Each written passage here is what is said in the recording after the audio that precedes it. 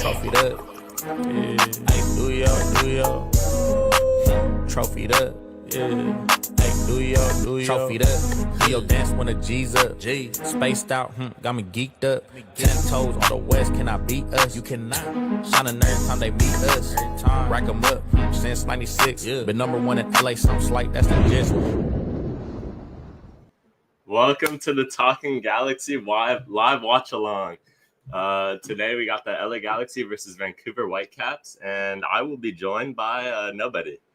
It will be a solo run, but we'll test it out and see how it goes today. I don't know if you guys could hear me good, but now I got my mic, so hopefully that's better. So yeah, if you guys are active, please comment and watch along and follow along with the game with me. This will go through all 90 minutes of the LA Galaxy versus Vancouver Whitecaps. So let's just get right into it. First of all, we got the lineup for the LA Galaxy. We got Novak Mitrovic in net, which shouldn't surprise anyone. I know a lot of people were kind of questionable on the kind of game that he had yesterday, or not yesterday, last weekend. But I think you have to show confidence in the young goalkeeper. So I don't think you're displacing him from his position whatsoever. And then you got a bit different of a back line than we've ever seen from Greg Vanney with the Galaxy. You actually have it looks like Amiro Garces playing right back on paper.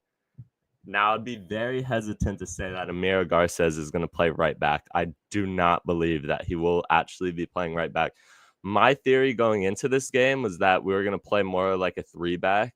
And you see Zonka in the back line of the starting lineup. Zonka gets his first debut, first minutes, first start for the Galaxy.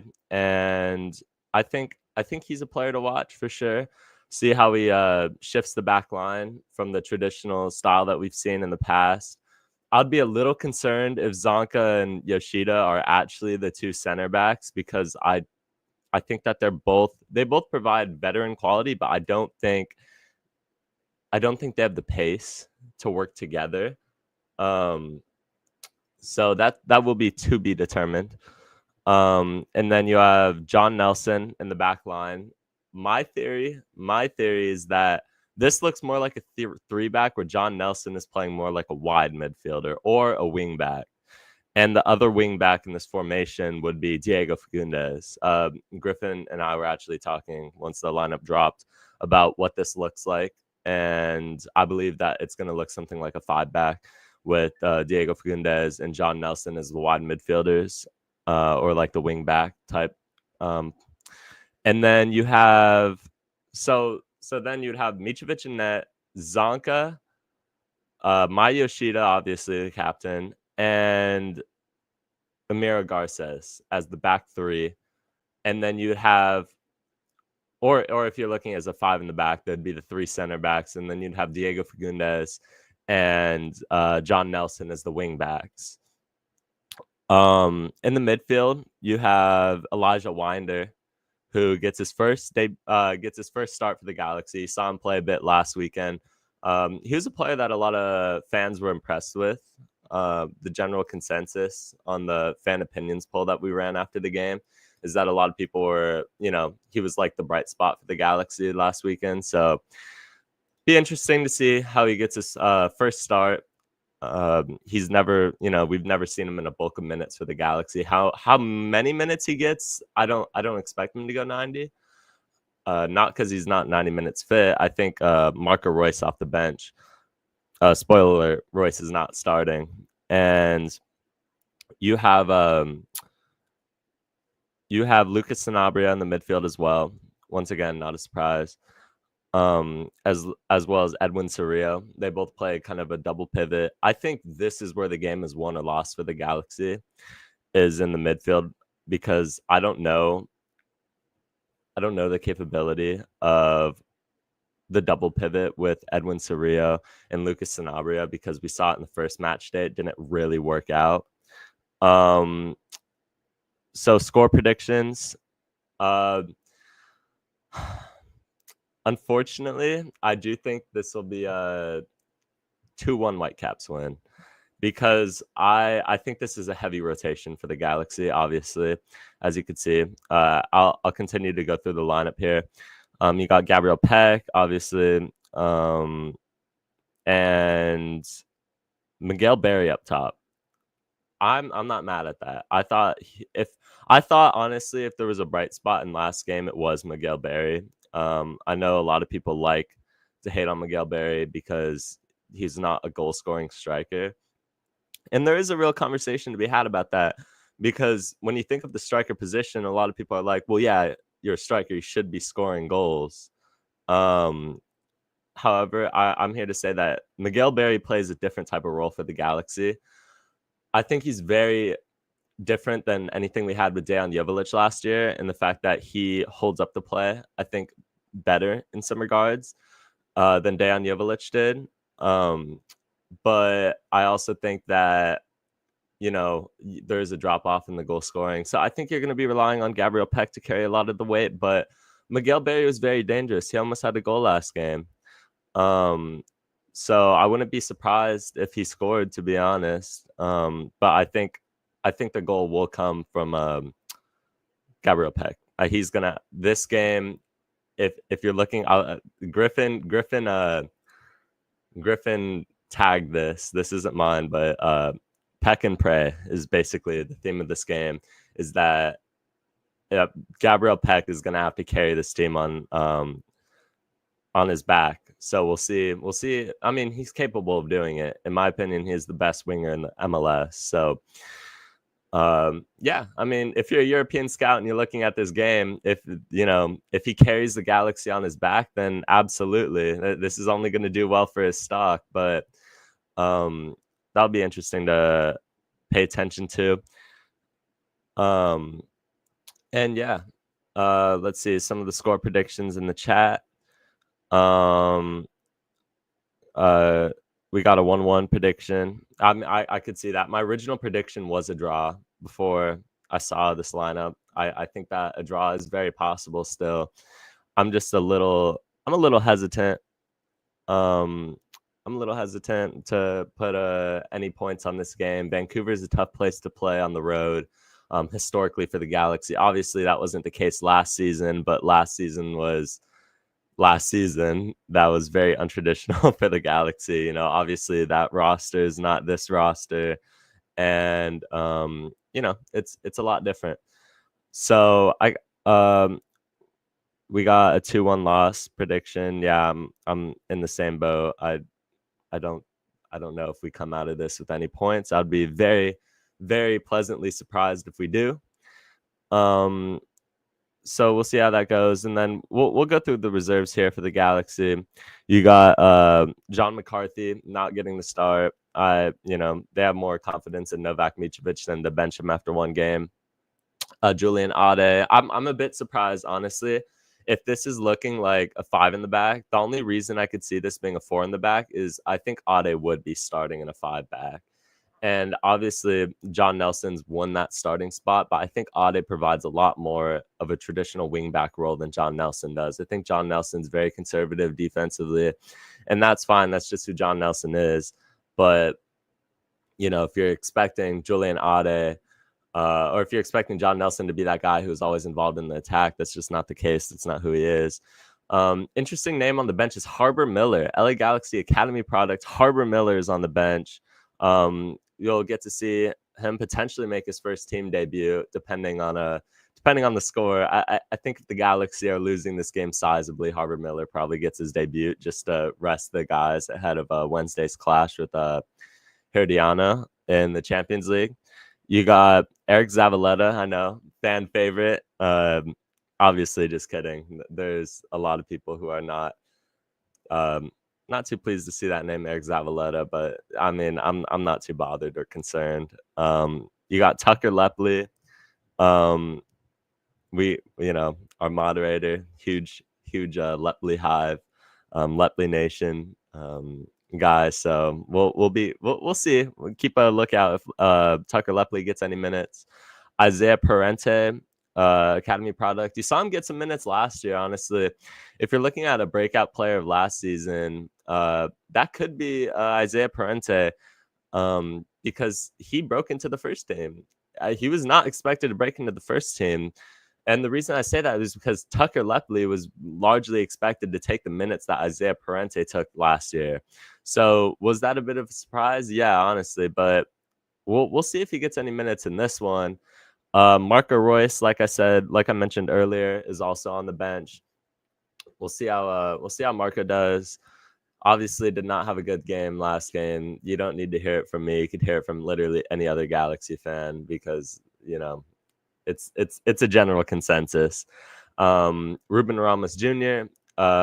You saw him get minutes last game. Honestly, this was my most questionable kind of thing. I mean, he didn't pan out to be terrible last game.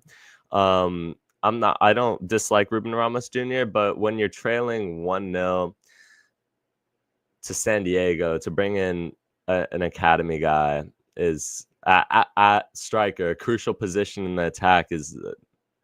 I don't know. I don't know how I feel about that, but I also understand that we didn't have Nascimento. Let's actually go over that real quick. We have 5 players out for this game. As you may have noticed, Miki Amane is not in the lineup. According to the MLS injury report, Miki Amane earlier this week in training suffered thigh injury. So he was questionable coming into this game, not in the lineup, not in the reserves, not on the bench. He will miss this game. And you're thinking, okay, where's his backup, Mauricio Cuevas? This is why we have Mauricio Cuevas. He's out with a hamstring injury. The Cuevas injury, I believe, is a long-term issue in terms of he's going to miss a lot of games in March, at least. So, no backup right back, which is just like whatever, man. Like it's just how it's been going this year with the injuries. It's 2 games in and we have 5 players out for this. Matthias Nascimento out with a thigh injury. He did receive his P1 visa, so it was like, okay, maybe he'll play this match. And no, he will unfortunately miss this. Vancouver is turf. Yeah, Vancouver is turf. Let's see. Joseph Paintsell out with a thigh injury, and Ricky Puig out, obviously, with the ACL tear. So those are the 5 players out for the Galaxy. You got 2 of the 3 DPs out once again. Joseph Paintsell will remain out for some time, and obviously Ricky Puig will be out most of the year. So we'll see it. We'll see how this one goes. Yeah, we got some Lepley shouts in the chat. Anyone Royce ain't playing? I mean, he's on the bench. I agree though. I don't know if Marco Royce should be playing this game unless it's like a type of game where it's like, okay, we really need somebody. Like this game's close. We need an engine in the midfield. Get Marco Royce in here. And so yeah, I could see Royce playing a couple minutes, but definitely not a bulk. And the turf does scare me. Tucker Lepley hat trick. A Tucker Lepley hat trick shout. We'll see. We'll see about that. I would I would love Tucker Lepley to honestly just get any minutes in this game. I think I don't know. I'm just praying for no injuries, if I'm being completely honest. Just get out of this unscathed, and I think you take that as a pretty positive thing. Obviously, I think you're more than happy to leave with a point if you're the Galaxy. You're more than happy to go on the road ahead of CONCACAF and steal a point from this game. Roy should be a super sub. Playing him for a full game isn't beneficial. Yeah, I mean, the only issue I have with that is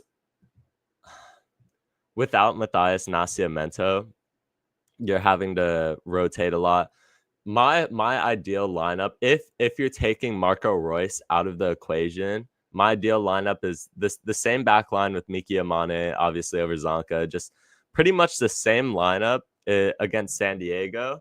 But if you're taking Marco Royce out, Diego Fagundes at center attacking midfielder. The Galaxy were, I believe, 4-0 with Diego Fagundes starting at cam last year.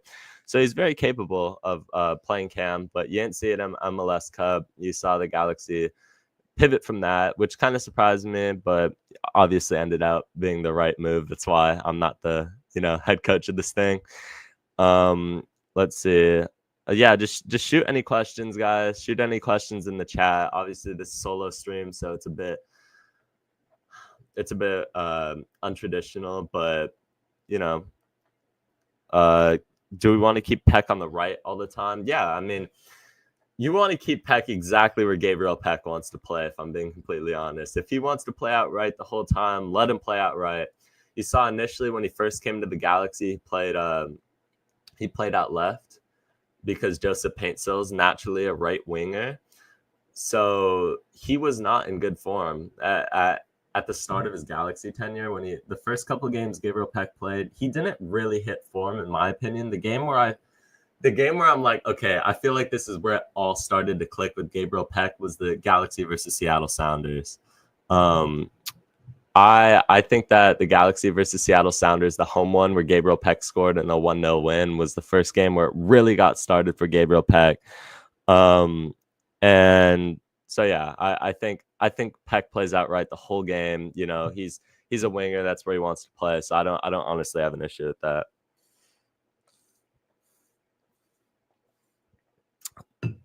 Can we talk about Winder already? Let's talk about Elijah Winder. I really like Elijah Winder. I think that obviously USL Young Player of the Year. You probably heard it 100 times from us on the podcast already. This is a guy with big expectations. This is the highest USL to MLS transfer fee in history. So, I believe it's $400,000, which is a large sum for a USL team, considering they're in the lower division. But his brother Josh Winder went to Benfica for over $1 million. He's a center back, though. I always thought that well, as soon as we signed Elijah Winder, I was like, we could use a Jalen Neal replacement if his brother ever wants to come down from Benfica. But I think Elijah provides a lot in the midfield. I'm gonna be honest. I know a lot of people are super high on him for last game's performance. I don't know. I don't know if it was just me not. It was a super boring game. Maybe I wasn't paying attention enough, but I didn't see anything crazy from him. Not to say that he had a bad game of any sorts. I just didn't see any I didn't see anything crazy from Elijah Winder. But a lot of people like him. I like him. I think if there's a game to make a breakout, it's he's a player to watch. And let's see, how do I think Zonka will do? I don't know. I'm gonna be honest. I've never seen Zonka play. So besides preseason, and that doesn't really count. That's preseason. So I can't label things one way or another on Zonka having a master class versus not having a master class. I don't know, honestly. But the hope is that he balls out for the Galaxy. It'll be interesting to see Maya Yoshida and Zonka in the back line. Like I talked about earlier, they're not the paciest guys like Amiro Garces is. I think Amiro Garces and Maya Yoshida is a very good yin-yang situation where you could have one guy that's veteran presence. He's more thoughtful in his defending, when he makes tackles, making the right tackle, his positioning, versus Miro Garces, where it's just he's a young defender. He's going to use his incredible pace. By the way, we didn't talk about it last podcast, but Miro Garces broke Joseph Paintsil's record. Joseph Paintsil was named the fastest soccer player in the world last year.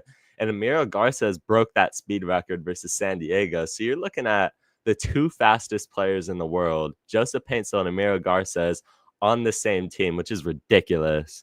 It's ridiculous. He's super fast, but Zonka is not. But I think Zonka will also be a guy where it's his positioning could save him a lot of trouble here. And Yeah, so I mean, yeah, Elijah Winder did look really good in preseason. If you're looking at players to watch for Vancouver, Ryan Gauld, 100% Ryan Gauld. He is a LA Galaxy killer, as well as Brian White. I think love to have a good game against the Galaxy. Like in the previous few years, they've always been the guys to step up for Vancouver. So Brian Wright and Ryan Gauld, or Brian Wright, or wow, Brian White and Ryan Gauld. Apologies for that. I think are the players to watch for Vancouver. Takayoko is a very good goalkeeper. He's probably top 10 in MLS. So he could have a game where he just stands on his head. You saw it last year with Berkey in St. Louis. I think Takayoko is very capable of standing on his head in a game and just being one of those where it's like we would have gotten a point or even 3 if he didn't just have the game of his life. I could see that happen. Vancouver major threats. We just talked about it. Brian White, Ryan Gauld. That is a tongue twister right there. I think even Tristan Blackman from corner kicks could be a very dangerous player for them, even when he gets involved in an attack. Former LAFC player. You know, we don't like to he doesn't like us, we don't like him type of thing. So I could see Tristan Blackman having a decent game. Let's see. Yeah, just any more questions, shoot them in the chat. I'm just going through it here. Do you guys know if Central's happy about Barry starting? Yeah. LA Galaxy Central is not a huge Miguel Berry fan, so not to put him on blast or anything, but you know, he's probably not the most thrilled of guys to be seeing Miguel Berry in that lineup now. Let's see. Let's go through results throughout MLS. By the way, we will be doing these live pods every single away game, whether it's an El Tráfico, Cali Clasico, or just any game. We will be here every single away game. Usually it will not just be me. So, you know, I'm just trying to do this by myself tonight. But you know, we're here for it. Results around MLS this weekend. We got Charlotte beating Atlanta 2-0. You got Wilfred Zaha and Pep Biel scoring. That was a bit of a surpriser in my opinion. You got RSL beating Seattle, which is honestly my shock of the weekend. But I know Seattle did a lot of rotation because they're still in CONCACAF, as are we, you know, doing a lot of rotation today. And I think the thing you have to know is that if you're going to make a deep run in CONCACAF, like the Galaxy will, a lot of people are like, why don't we just rotate in CONCACAF? That's not what you do in the CONCACAF Champions League. This is a very prestigious competition. You're facing high caliber, teams from all around the continent. I know a lot of people are kind of skeptical about the Galaxy going up to Costa Rica. I will say this is the start of a very, very lengthy time on the road for the Galaxy. Per Corner of the Galaxy, we will be traveling over 7,000 miles this month, which is ridiculous to think about. These guys are going to be so jet lagged by the end of the month. It's going to be outrageous. So if you want to make a deep run in CONCACAF, you have to sacrifice the regular season. Is the trade-off is that if you're looking to get, the top seed in the regular season, it's almost guaranteed not to happen if you're in CONCACAF. You could sneak in a top 4 seed, but if you're looking to just absolutely make a deep run, it's likely not going to happen. Make a deep run for the number 1 seed or Supporter Shield is not going to happen if you want to compete for CONCACAF. It's something you have to balance. So we'll see how that goes. Another result in MLS was Columbus beating New England 1-0 on the road. Boring game. New England once again not good. New York Red Bulls beating Nashville 2-0. Emil Forsberg, absolute screamer. He had that game. I was watching MLS 360 all yesterday. I keep up with all of the teams. Although I do have MLS 360 on mute most of the time because I am no, I'm not a huge fan of a couple people on that. I love Bradley Wright Phillips, but outside of that, there's you know, it's a bit questionable. And I'll always meet a Taylor Twellman game. Not that he's on MLS 360, but if I ever see a Galaxy game with Taylor Twellman on it, it's going on mute. Orlando versus Toronto. Orlando wins 4-2. Toronto, absolute dumpster fire again. I'm still surprised they're running that Insigne Bernadeschi experiment. That's kind of like when we had Chicharito and Douglas Costa on our team for as long as we did. Philadelphia are the biggest shock in all of MLS thus far, because they beat Cincinnati 4-1 2 games in. I know it's just 2 games in. They can completely fall off the face of the earth, but I did not expect them to be good whatsoever. And here they are. They are just doing fine for themselves. So that's definitely my biggest surprise in all of MLS. What is the Union this year after they sacked Jim Curtin. I love Jim Curtin. I think he's a brilliant MLS coach. Him and Greg Vanney go back. We got Chicago tying DC United. I know our guy Griffin, our guy Griffin on the pod was actually at that game as a neutral wearing his Galaxy gear. Let's be very clear. That ended crazy with a bicycle kick.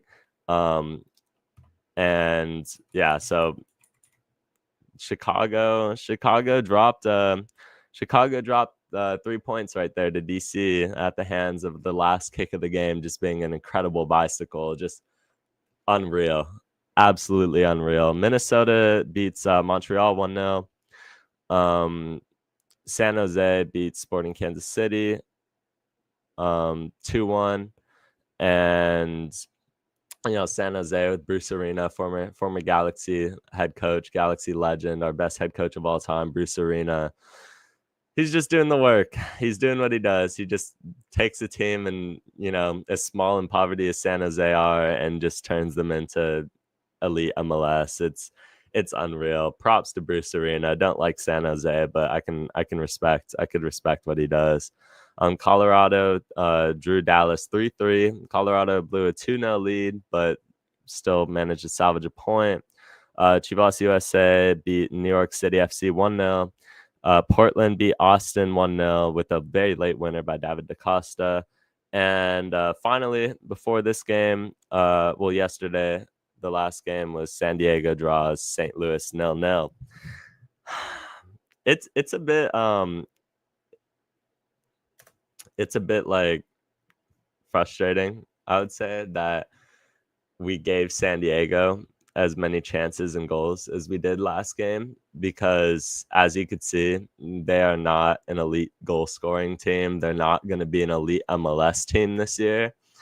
We just managed to drop points because we just shot ourselves in the foot. The scoreline was 2-0. It's really 1-0. I'm not taking that last goal into any consideration because, come on. It was we don't concede that goal if it's 0-0. It just doesn't happen. We had to leave ourselves exposed. Gabriel Peck was defending that goal, by the way. So I don't really. Well, MLS is always late.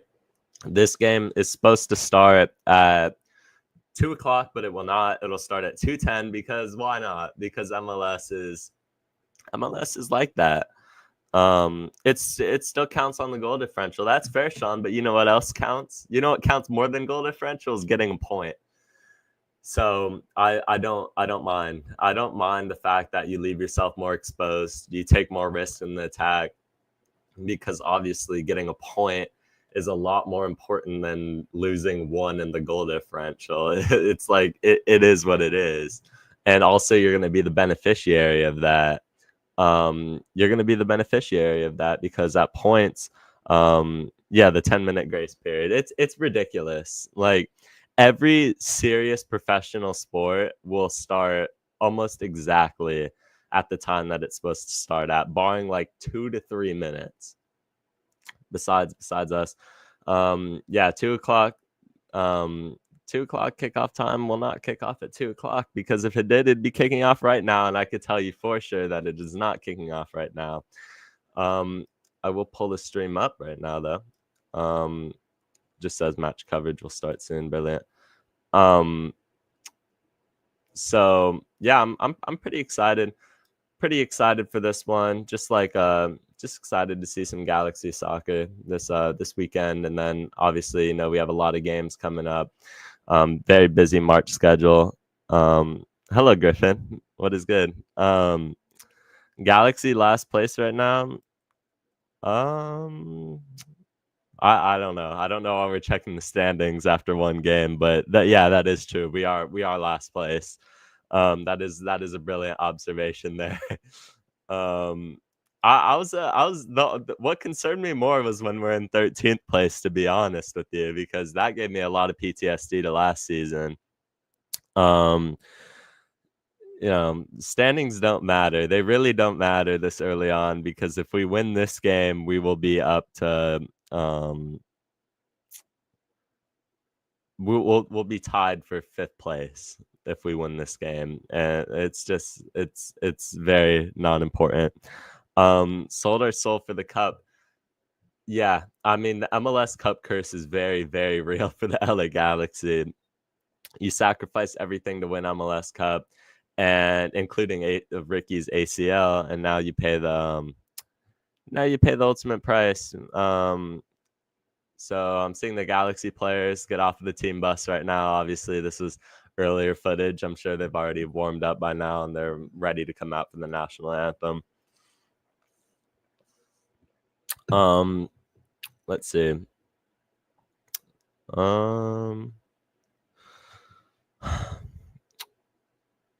Yeah, it's just an injury crisis. We'll see how much this continues on for the Galaxy, because we can be as honest as you want. Oh, by the way, lineup for the Whitecaps is Takayoko in goal, Sam Adekumbe at left back, Tristan Black. Okay, they're going very fast here. Hold on, let me just pull it up on the MLS app. They're going through the lineups, but they're just shuffling right through it. They're not doing me any favors here. You got Adekumbe at left back, Veselinovic at center back, Tristan Blackman at center back, Laborda right back, Andres Kubas in the midfield, Pedro Vite and Sebastian Berhalter.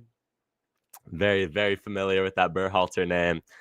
Jaden Nelson. Jaden Nelson is a player that I really want to touch on here before this game starts. He is an absolute danger to the LA Galaxy. Jaden Nelson he's getting Alphonso Davies comparisons, which is crazy. But he is a very good player. He's very quick. He plays winger for them.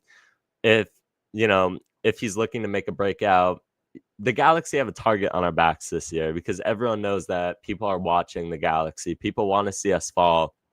That was the case after San Diego.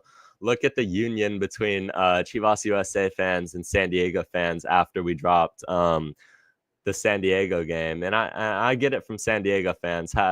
Congrats, it's your first win. But yeah, everyone wants to see the Galaxy fall right now.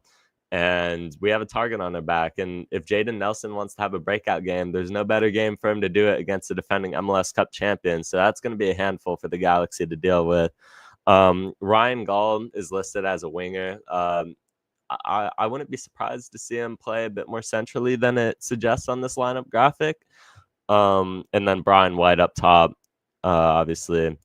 The bench, I don't really recognize any names besides Daniel Rios, who used to play for the Smurfs. So it's a first choice lineup for Vancouver. And in summary, this is a first choice lineup for Vancouver.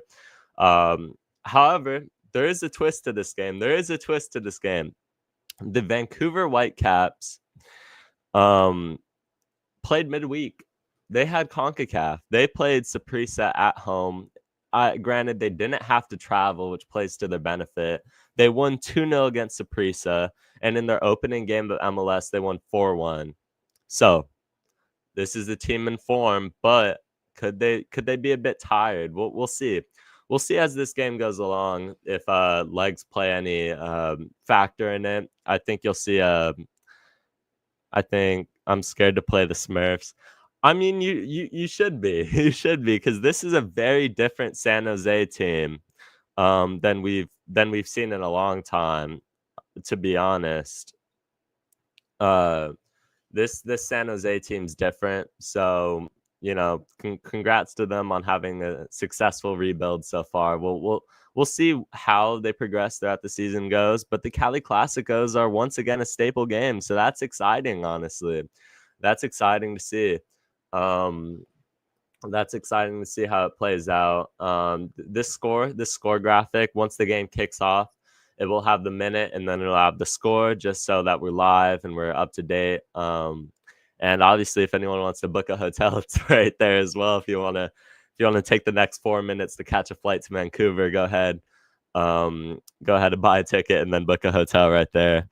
Never thought I'd hear it. I mean, yeah, San Jose. I never thought I'd hear that San Jose were a threat anyway. But Bruce Arena is here, and Bruce Arena is doing magic on them. But we'll see how they hold up as the season goes along. Obviously, we absolutely destroyed them, and every single Cali Classico we played last year, we took it right to them. And I believe we're 4-0 because we played them 3 times and then one in Leagues Cup, and we just swept them. We just absolutely destroyed them. I'd be very surprised to see that again if we swept the Earthquakes. Yeah, if you're new in the chat, any last score predictions, just throw it in the chat real quick. And yeah, we'll see how this goes. I'll go through your score predictions. Are the Galaxy playing a weak lineup to focus on Wednesday? Absolutely. The focus is on CONCACAF for the Galaxy. They want to have a deep CONCACAF Champions League run, and to have a deep run, you got to rest guys. You got to rotate in some minutes, and I think this is a byproduct of that. So yeah, I mean, absolutely, this is a byproduct of the Galaxy playing midweek. We have three games in the next week. We have this game Wednesday and then Sunday at home. 1-0 Galaxy in a miracle game. I would love it. I don't know if our defense is going to be able to keep up with that for all 90 minutes, considering there's a lot of rotation. We need Edwin Soria and Lucas Sanabria to have an absolute masterclass in the midfield for that to come into fruition, though, which we'll see. We shall see. I think you really felt the effects of missing Ricky Puig against San Diego, and the unfortunate part is that he ain't coming back anytime soon. So we're gonna have to get used to living without Ricky Puig, which I'm sure Greg Danny and the coaching staff have prepared for ever since he went down. Is how do you live without Ricky Puig? And that's just something they're having to address now. So 2 minutes until kickoff here. We are ready. We got advertisements still playing. Classic MLS 2 p.m. kickoff time is turning into 2:10. It used to be back when the games were on Fox, like MLS Cup or something, they would be 25 minutes delayed.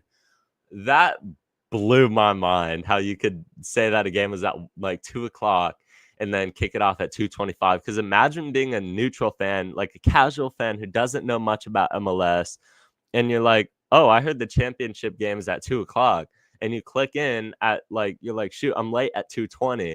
You're like, man, like it's 20 minutes in. I hope nobody scored, and they haven't even done the national anthem. Like, it's ridiculous, really.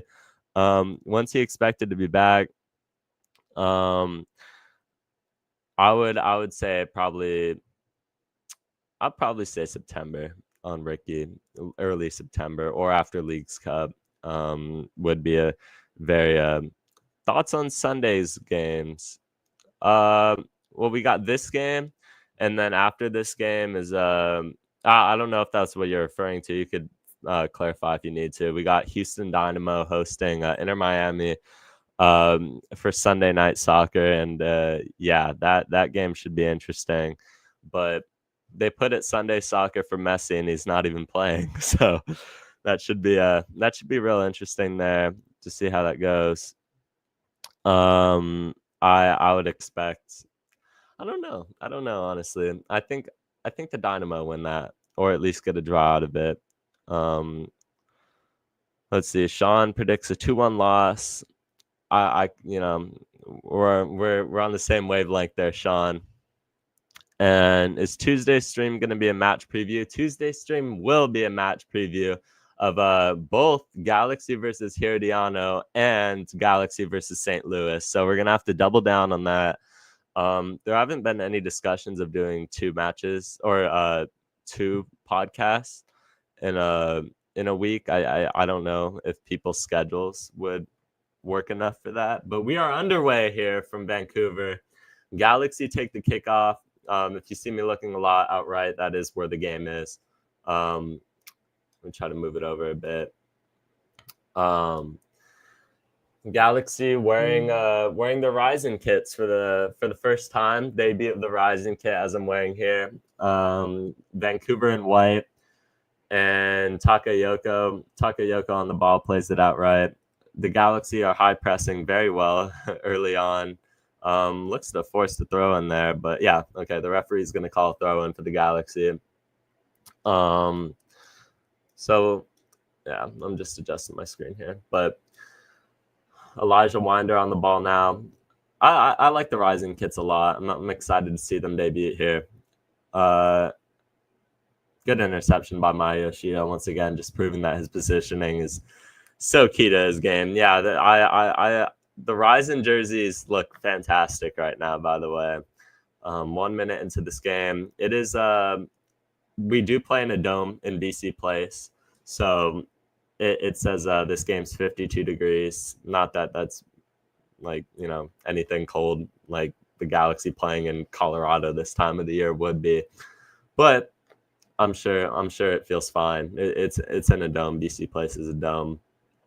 Also originally a football field, I heard, but 3 in the back. It is a 3 in the back, in my opinion. But this is looking more like a 4 in the back, honestly. So I could also see kind of like a 5 in the back type of prototype. Honestly, we'll just have to see as this game goes. Amiro Garces is pressing up to the midfield right now. Vancouver are in behind. And it's 1-0. It's 1-0 Vancouver.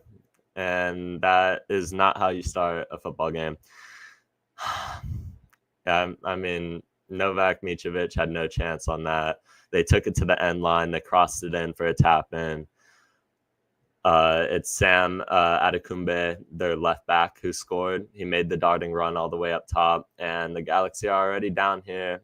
Ryan Gauld and all of them are celebrating. Nightmare start to this match.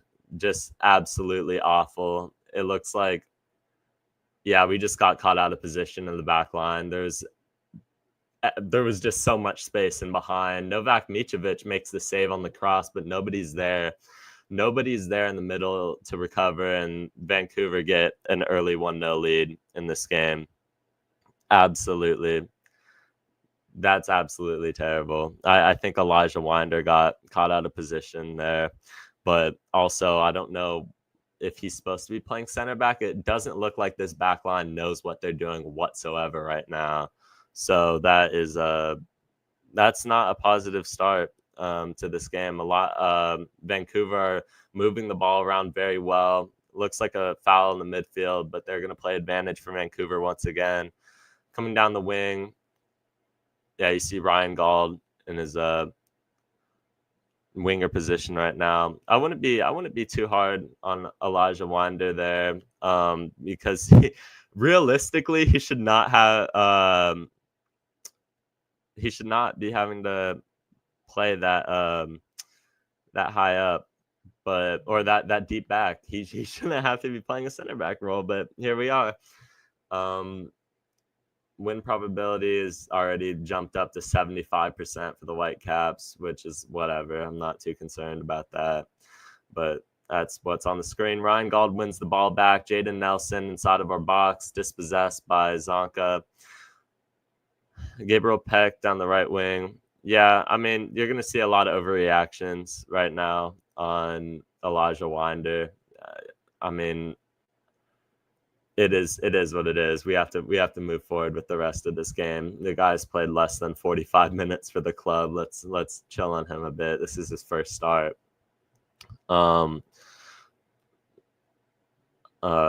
It's just it's rough.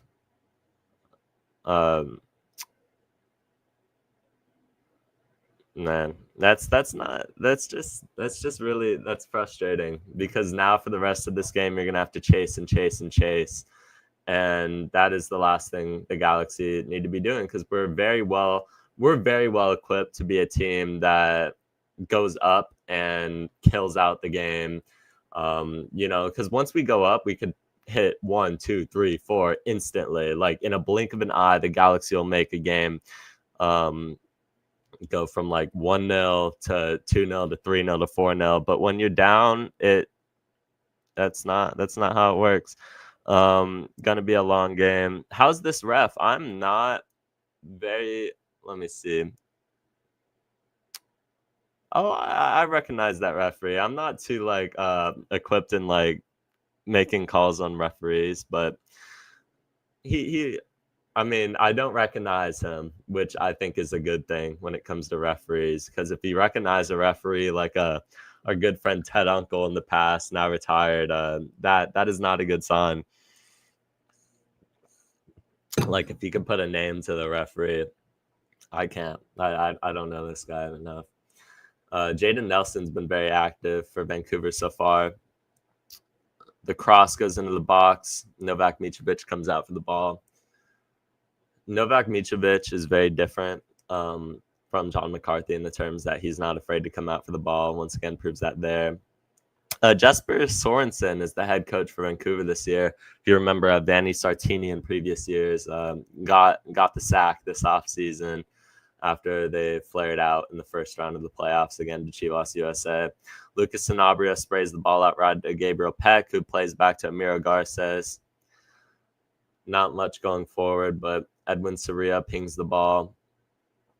The Galaxy are just looking for ways to go forward, but that long ball gets played in and cleared out. We're just not a great team in the air to be playing long balls, but I understand we're not creating much space. Lucas Sanabria plays it on to Gabriel Peck. Miguel Berry runs after the ball. Gabriel Peck wants a foul there. He's not going to get it. The Galaxy are high pressing.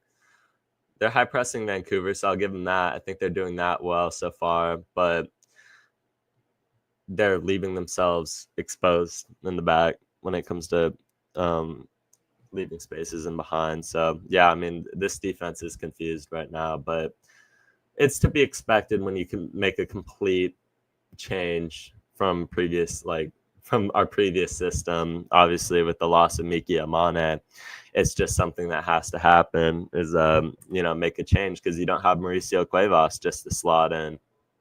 So Elijah Winder on the ball now. Amiro Garces is playing a lot more forward, honestly, with Zonka and Yoshida in the back. I would say this is a 4 in the back. I was wrong there. Oh, Maya Yoshida, Jaden Nelson chasing after the ball. Maya Yoshida got a ball deflected off of one of the players and goes out for a Galaxy throw-in now. It's just we'll see how the Galaxy respond here. I think they have to be aggressive. I think they've responded all right after the goal with the pressing that we've done.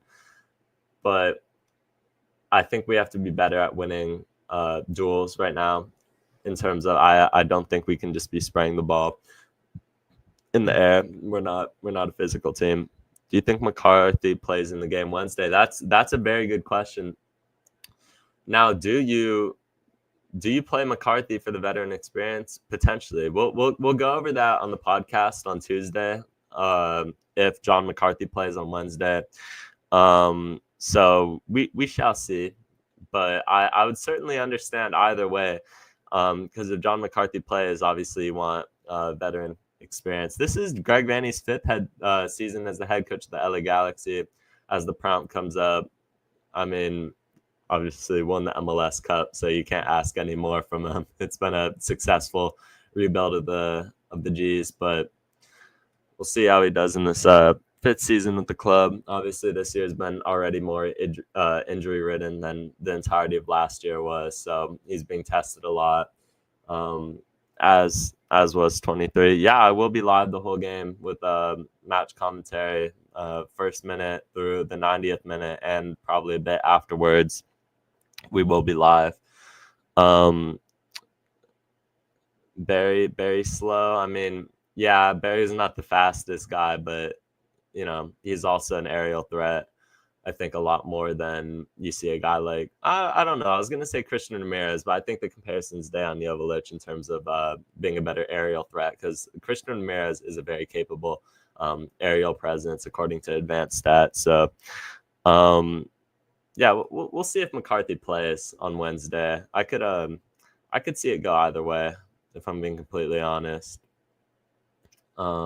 You know what this gets me flashbacks to? I believe there's a game in 2022 it was, where I was like 2 minutes late to the Galaxy versus Vancouver in Vancouver. I was 2 minutes late to getting home for the game, and they were already up.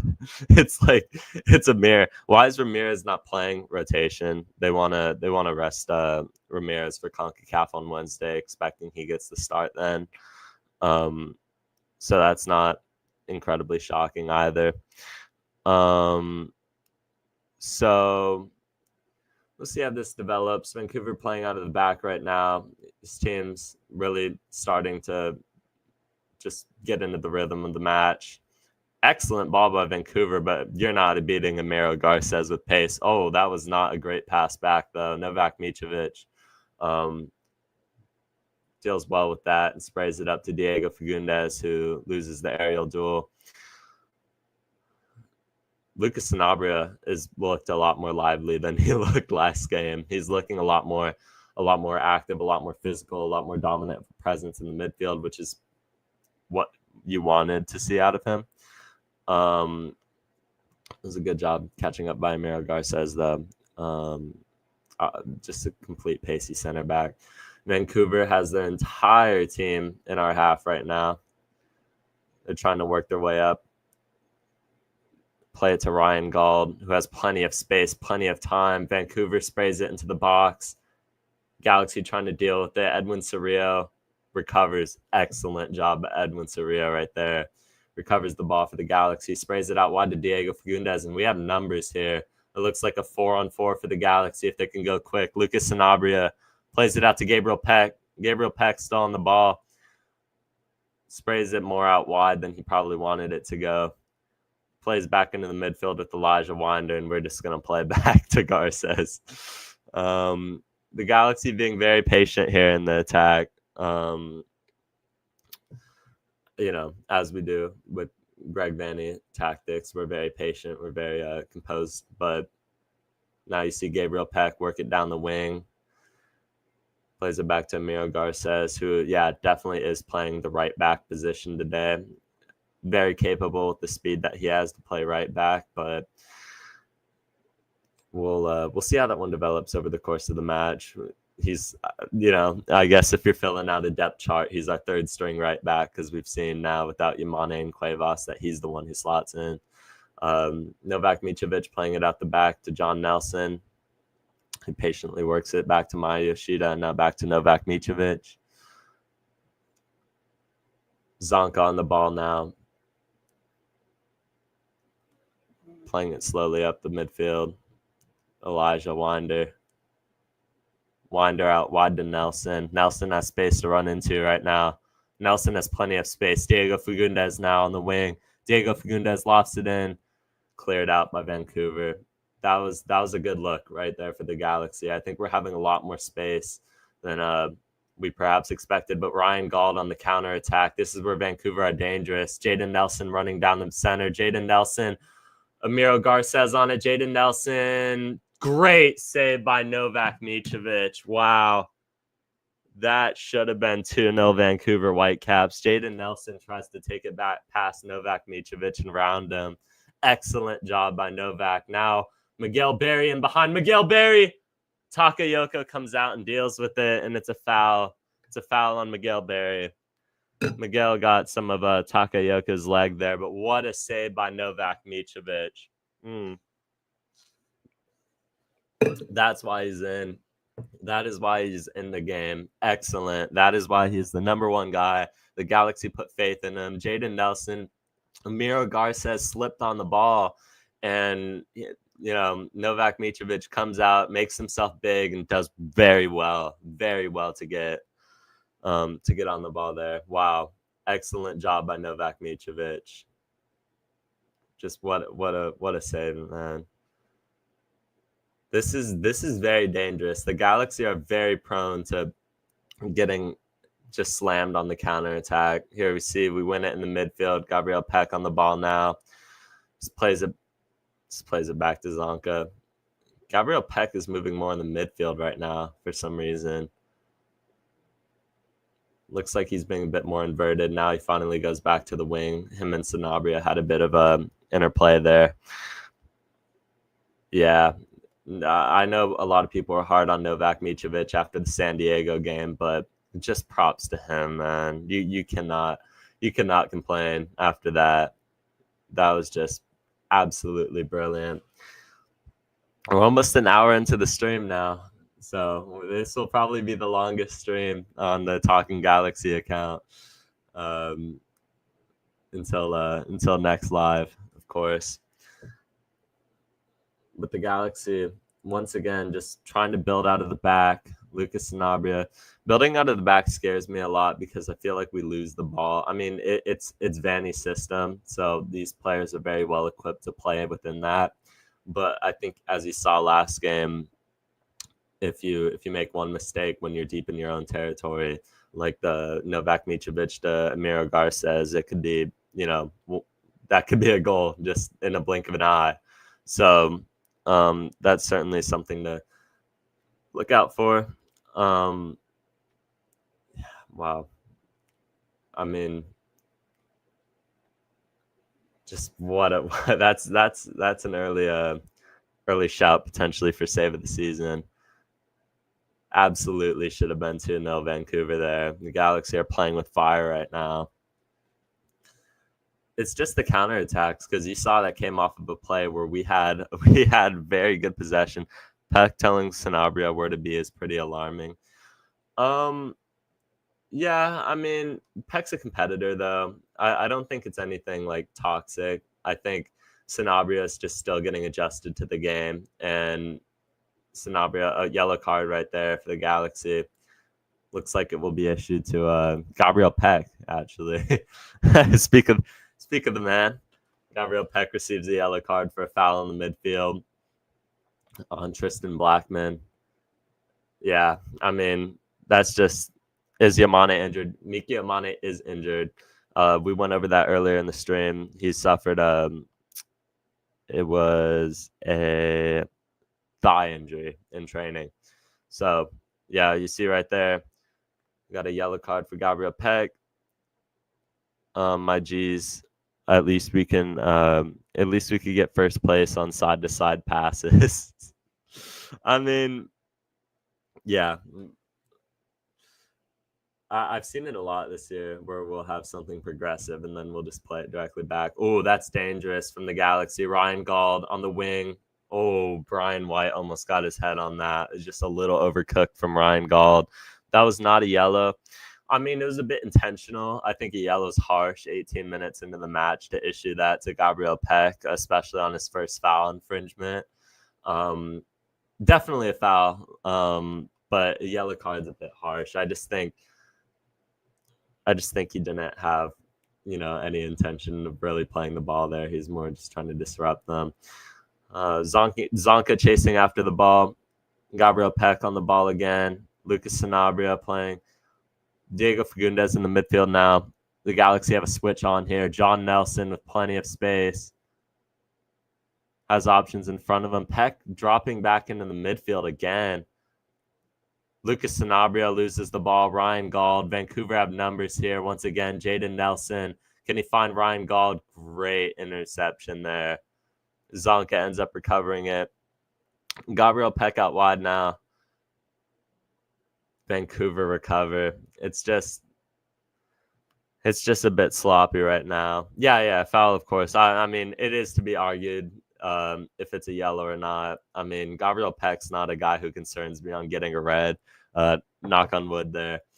But yeah, I mean, it could be debated. I think it's a bit harsh, but it is what it is. Good interception by Miro Garces, who looks to be in some pain here. Vancouver are very, very well set up right now. Why is Peck in the midfield so much? I mean, yeah, I think we're a bit dysfunctional positioning wise. I think guys are kind of playing everywhere, which is a bit untraditional from a Greg Vanney system. Usually the guys are a lot more poised and disciplined with the positioning. Obviously we saw a lot of that's a terrible back pass by Novak Mitrovic to Edwin Cerrillo. That almost, man, that scared me for a second there. Once again, just the back passes are not doing us any favors. It's going to be a Galaxy throw in deep in our own territory here. It looks tough to play on that turf. We can't keep up with the pace. Yeah, Vancouver's a tough place to play in general. As you've seen in our away record here in previous years, hasn't been great. I believe we won 2 times since 2019. The one Zlatan game in Vancouver, and obviously last year.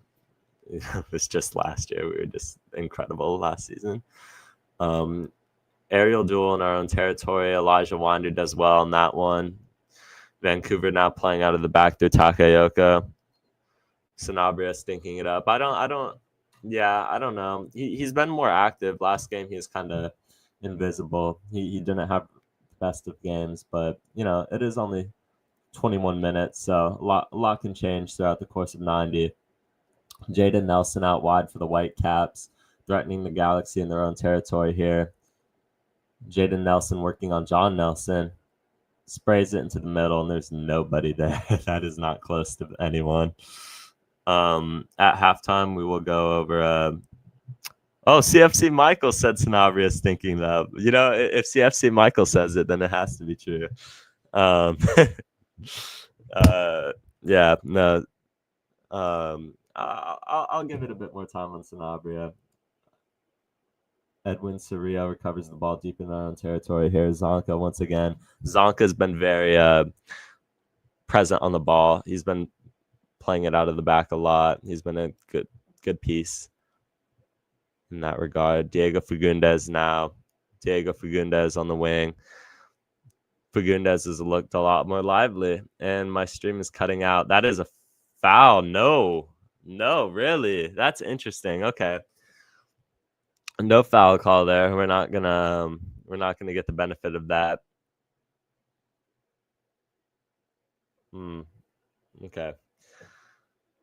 The Galaxy recover the ball in the midfield. Edwin Cerrillo now playing out of our own half. We're trying to break out of our own half. We had a lot of difficulties with that against San Diego.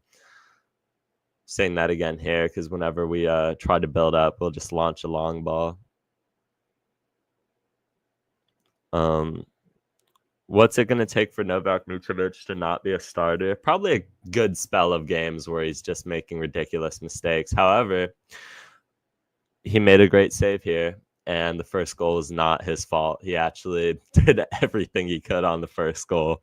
So I don't blame him for the first goal whatsoever, honestly. So Novak Mitrovic, just a spell of bad games. I don't think the Galaxy are going to give up on him after one bad game, and let alone he's been very good. He's been good this game. He just had that one back pass. I think he has to learn to play out of the back a bit better. Sam Adekunbe again for Vancouver dribbles the ball out of bounds. Galaxy throw in once again deep in our own territory. I don't think Novak Mitrovic is in any danger right now of not being the starter, not being our guy. I don't honestly think that's the case. I have a lot of faith in him. I thought after Leagues Cup last year, he should have been the starter. Obviously, he got suspended for his conduct of requesting a trade. He was very frustrated last year, and he won the spot. He won the spot. I mean, a lot of people could say that it was just time for the Galaxy to turn it over, but I think it's hard benching John McCarthy, and I think that's going to be something you see a lot this season, no matter what. Is the discourse around Novak Mitrovic and Adekumbe once again out wide, sprays in a cross, dealt with well by Zonka, and it will be a corner kick for the Whitecaps. Zonka dealing with it in our own territory, not taking any chances on that cross. And I also like what Novak Mitrovic does on these corner kicks. He comes out a lot more for the ball. Let's knock on wood that I don't jinx that here, because we are traditionally not a very good corner kick team. So I know a lot of people are probably getting PTSD right now, seeing the Galaxy corner. So we shall see. It is a corner kick. They swing it into the box, cleared at the first post by John Nelson. Gabriel Peck on the ball now. Just sprays it right into the player. Galaxy on the counter attack now with Diego Fagundes. They have Miguel Berry back post calling for the ball. Diego Fagundes has a hit. Goes decently far wide. Didn't really threaten Takayoko whatsoever, but it was there. Let's see.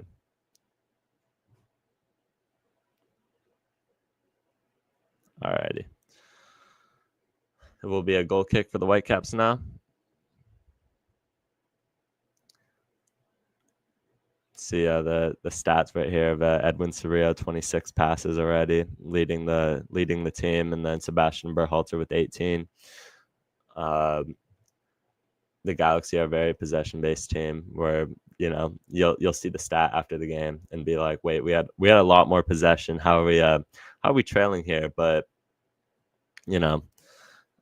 I think I don't think that plays a huge factor into the actual result, because if possession determined the outcome of the game, I think we would have went undefeated last year and probably won our first game. Okay. Let's see. There's an injury here on the field for Vancouver. That's why there's not any live commentary going on. Looks like it happened behind the play with Lucas Sanabria. Let's see. Yeah, he's still down. There'll probably be a minute or two of added time. You don't usually see a lot. Winder Hive is not looking good right now. Yeah, I mean, it's his first start. Let's be a bit patient with Elijah. I think any player making his first start for the club is, you're gonna have a lot of expectations on them when you're playing for the Galaxy, but he's grown into the game. I think a lot of people are going to look at the first goal and say that is definitely his fault, but yeah, they're replaying the goal right now. Like I wanted to see that again. Yeah, they just gave him a lot of space in behind. Novak Mitrovic does all he can, and then there's just three guys waiting in the middle for Vancouver from the cross. That's very disappointing from a Galaxy perspective to see us give up that, especially so early on in the game. Where now for the next 87 minutes after that, you're gonna have to be trailing. It's just a nightmare start. But make sure also, if you're here right now, to leave a like. Leave a like on the stream. It would be much appreciated. And if you haven't subscribed to the Talking Galaxy channel, we're trying to reach 200 subscribers. So yeah, Takayoko finally puts the ball back into play with the goal kick.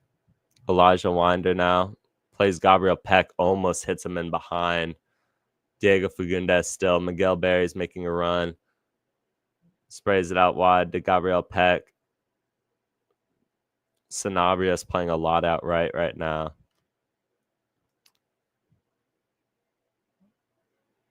Elijah Winder, and now Edwin Soria in the midfield. And Galaxy just taking their time.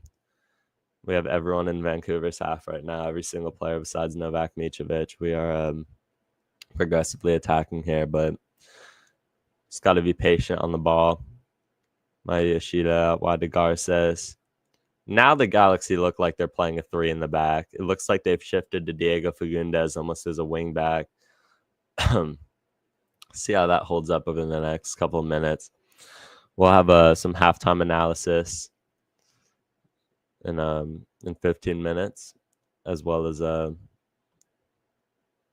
great ball in behind by Peck for Fagundes, and Fagundes just does not get the first touch he wants on that ball. But that was a good try by Diego there. Just an incredible ball by Gabriel Peck. Almost hits him perfect in behind, but just a little too much for him. Let's see now. Laporte out wide. I mean, the Galaxy have just been so lethargic in the attack this season thus far. That was probably the best chance that we had all throughout the first 2 games was that right there. Let's see. Okay.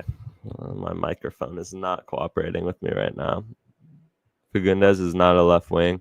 I mean, right now it looks like he's playing a wing back type of role, but then, John Nelson's also doing the same.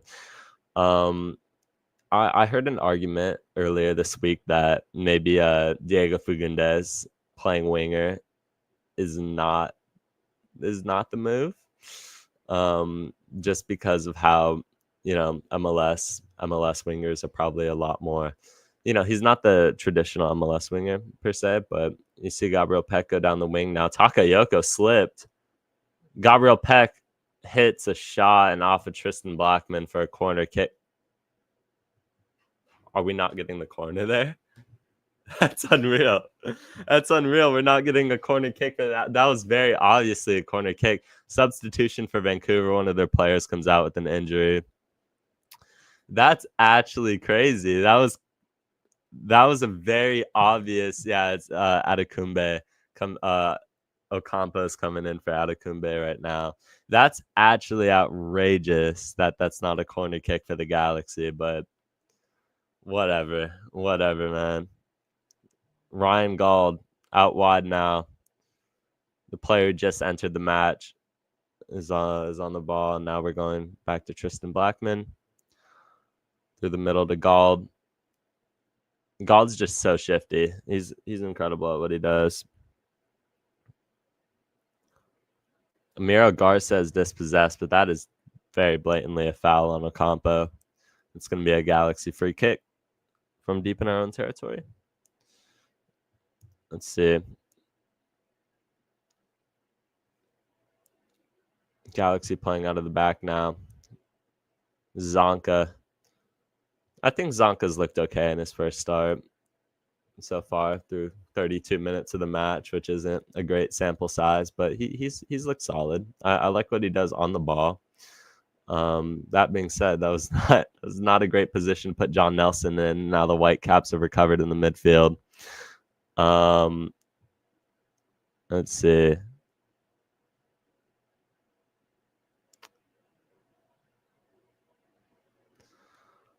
Tristan Blackman out of the back. Paintsel is very missed right now, for sure. I think Joseph Paintsel is just absolute. Oh, boy. Here we go. The Galaxy switch it. Gabriel Peck down the middle. Takayoko recovers right there. And they play very quickly on the counterattack. Ryan Gauld down the left wing. Ocampo, great tackle by Miro Garces, will be called for a free kick for the Vancouver Whitecaps, very deep in our own territory. Fagundes ball ain't it. I mean, I think this game is very different with Joseph Paintsel in it. I think last game was a lot different with Joseph Paintsel in it because you see a lot that the Galaxy are very reluctant to play down Diego Fagundes' wing because you have Gabriel Peck on the other wing. But Joseph Paintsel is a very good he provides a lot different of an attack than Gabriel Peck does, because Joseph Paintsil is a lot more of a pace reliant player. So you're able to, play him through balls and behind. And yeah, I think he is very, very much missed here. So let's see. Play it back post. It just goes out of bounds. Off the corner kick, or the free kick just goes right out of bounds. And the Galaxy will take the goal kick now.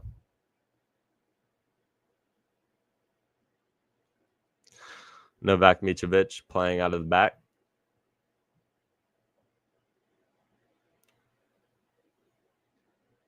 Amiro Garces on the ball now.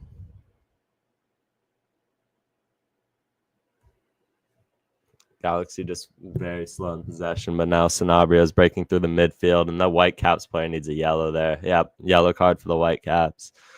I mean, you just can't rip a player back like that. He knew exactly. There's no argument there. You just Sanabria was just storming through the midfield, and Sebastian Berhalter gets a yellow card. Yeah, we had a lot of momentum in that counter attack there. I think Sanabria wanted to play advantage, but the Galaxy back on the ball now through John Nelson. Maya Yoshida now. We're in the Whitecaps half, finally. Here we are. Just working it through. A goal before half would be very very good if we could get out of this half right where we started. Would be more than you could ask for after the start of the game. You thought it was going to be a very long one here. Good ball by Peck, out wide to John Nelson. Miguel Berry storming through the middle. Then you got Diego Fagundes, a short option. Miguel Berry, almost falls for Sanabria in the box. Yeah, a goal before half would be absolutely class. Oh, I accidentally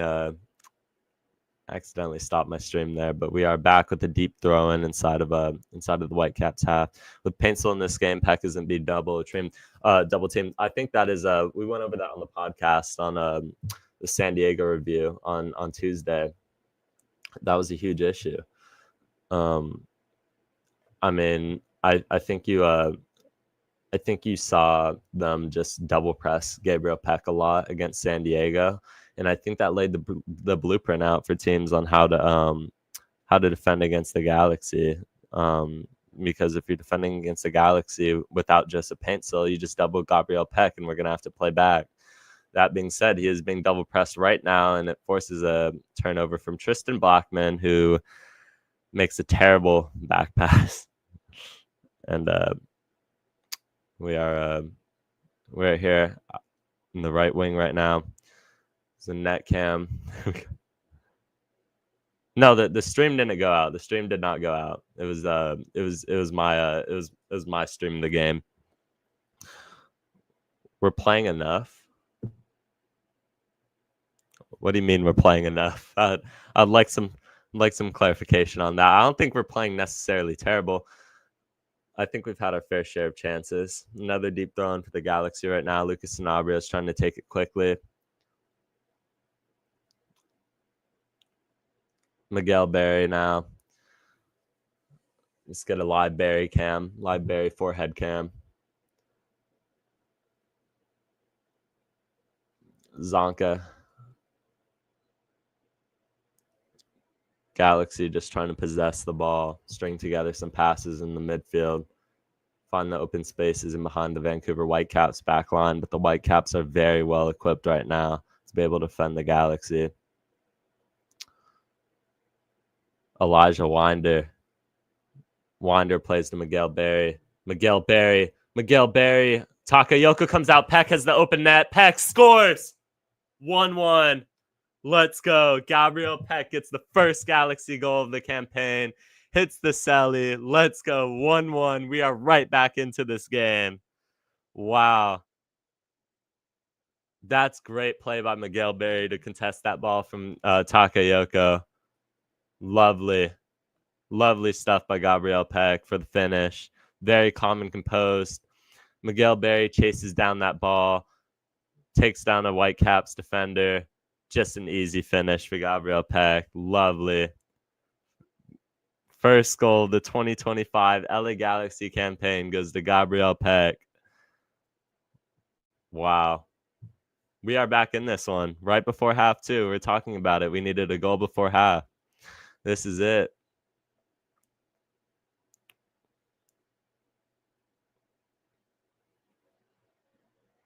Season starts now, baby. I'm posting, of course, shameless plug to my Instagram, LA Galaxy _buzz. And I like to keep everything up to date with as the match goes on. So I'm just quickly posting the Gabriel Peck goal, but we are back in play now. That was good. I think we earned that one. I think we earned that one very well. The Galaxy were looking a lot more threatening, and I think this changes the outlook on the match a lot now. Amiro Gar says just sloppy on the ball. Vancouver back on it. Ryan Gauld through the center. Brian White contesting that. Mario Yoshida does a brilliant job. Sprays out wide to Diego Fagundes, and the Galaxy go quick. We could get numbers in the counter. Diego Fagundes down the left wing. Has Lucas Sanabria on the center. He has a choice of Miguel Berry as well. Opts for Sanabria. Elijah Winder now. Edwin Cerrillo is going to go back to the goal scorer, Gabriel Peck. That's a foul. That's an absolute foul right there. Took down Miguel Berry. No call. Unreal.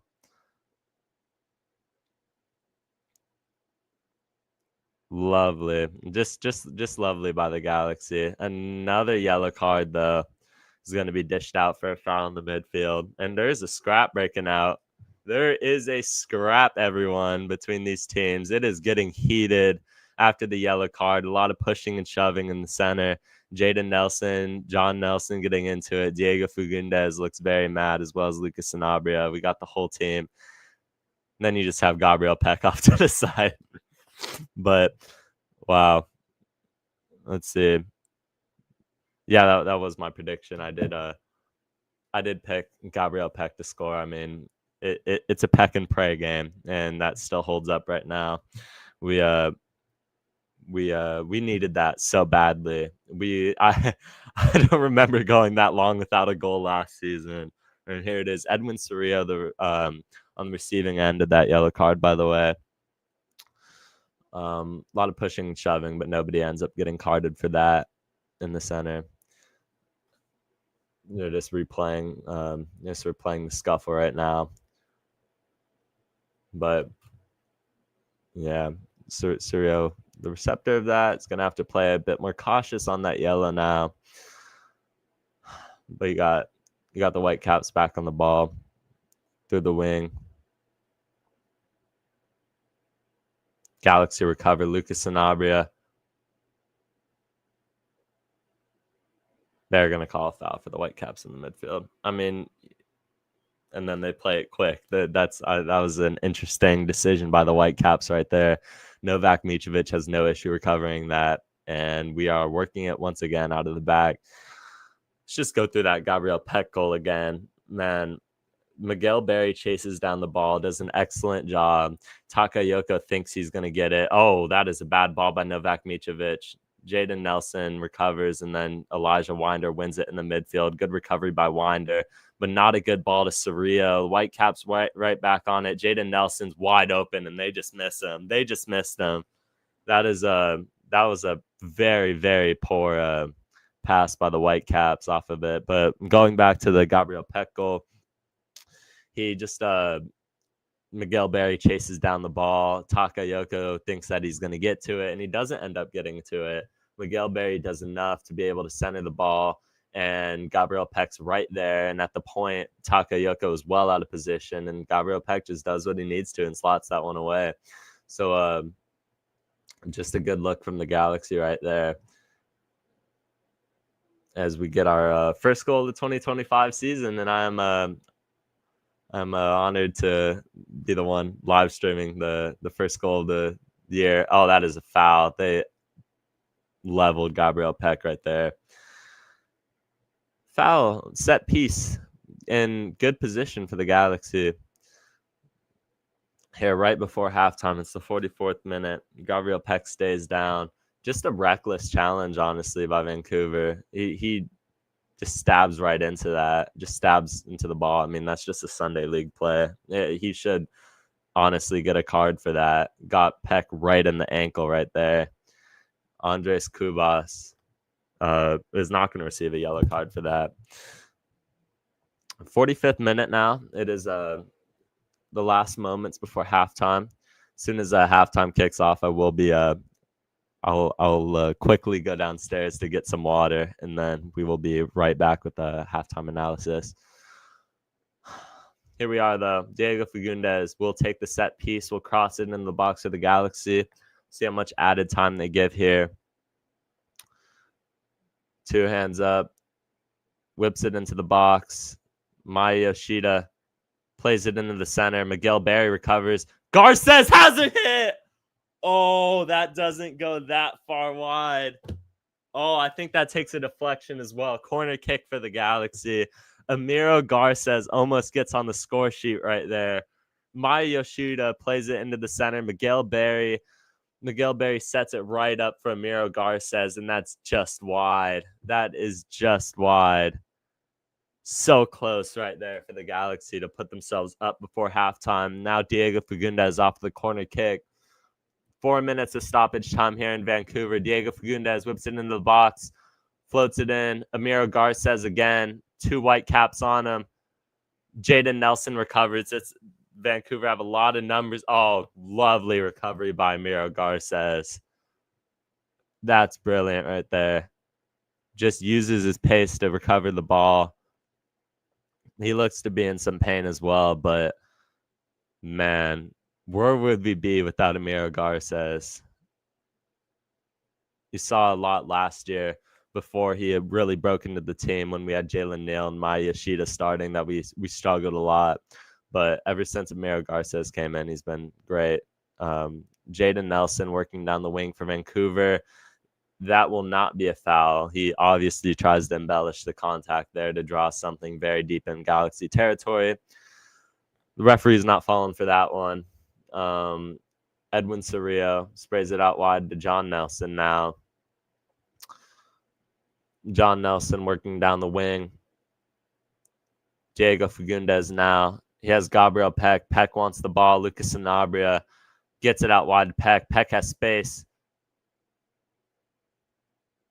Just opts to go back to Edwin Cerrillo, who's looking for options. They have John Nelson out wide.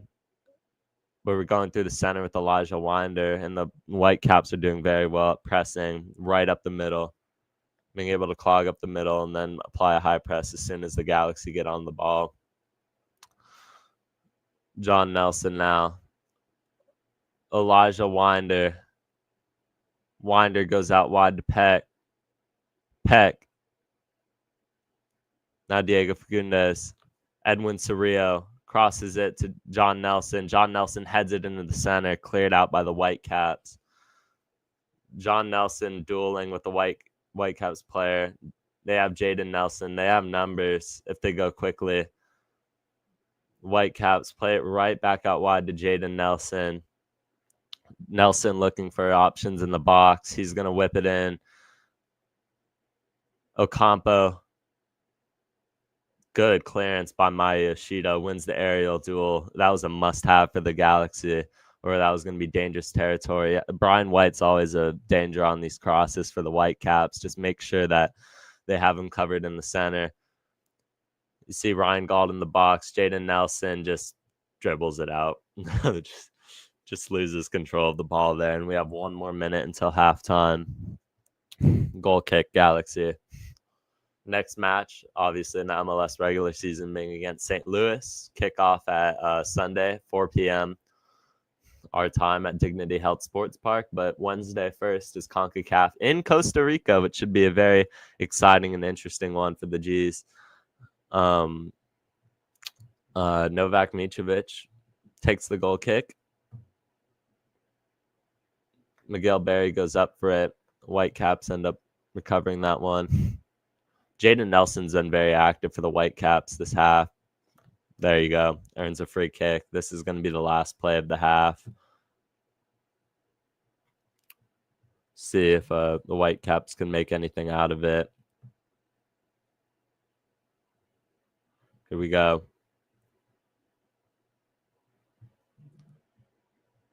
This is the last play of the half here. Come on, lads. Just defend this. Just defend the set piece. Just get in the half 1-1. Let's just do it. Let's just get in the half 1-1. We'll take it, and then we'll be right back to action. Second half. Berhalter takes this. Veselinovic out, and that is the end of the first half. Galaxy won. Vancouver Whitecaps won. Resilient response after the Whitecaps' early goal by Sam Adekumbe, who ends up getting subbed out by Gabriel Peck. And yeah, they're that you couldn't have asked for anything better from the Galaxy standpoint. I will be right back. Don't go anywhere. I'll be right back in about a minute or two. I'm just going to get a water, and we will be back for a halftime analysis. We'll be right back, guys. We're gonna get yourself a snack or something.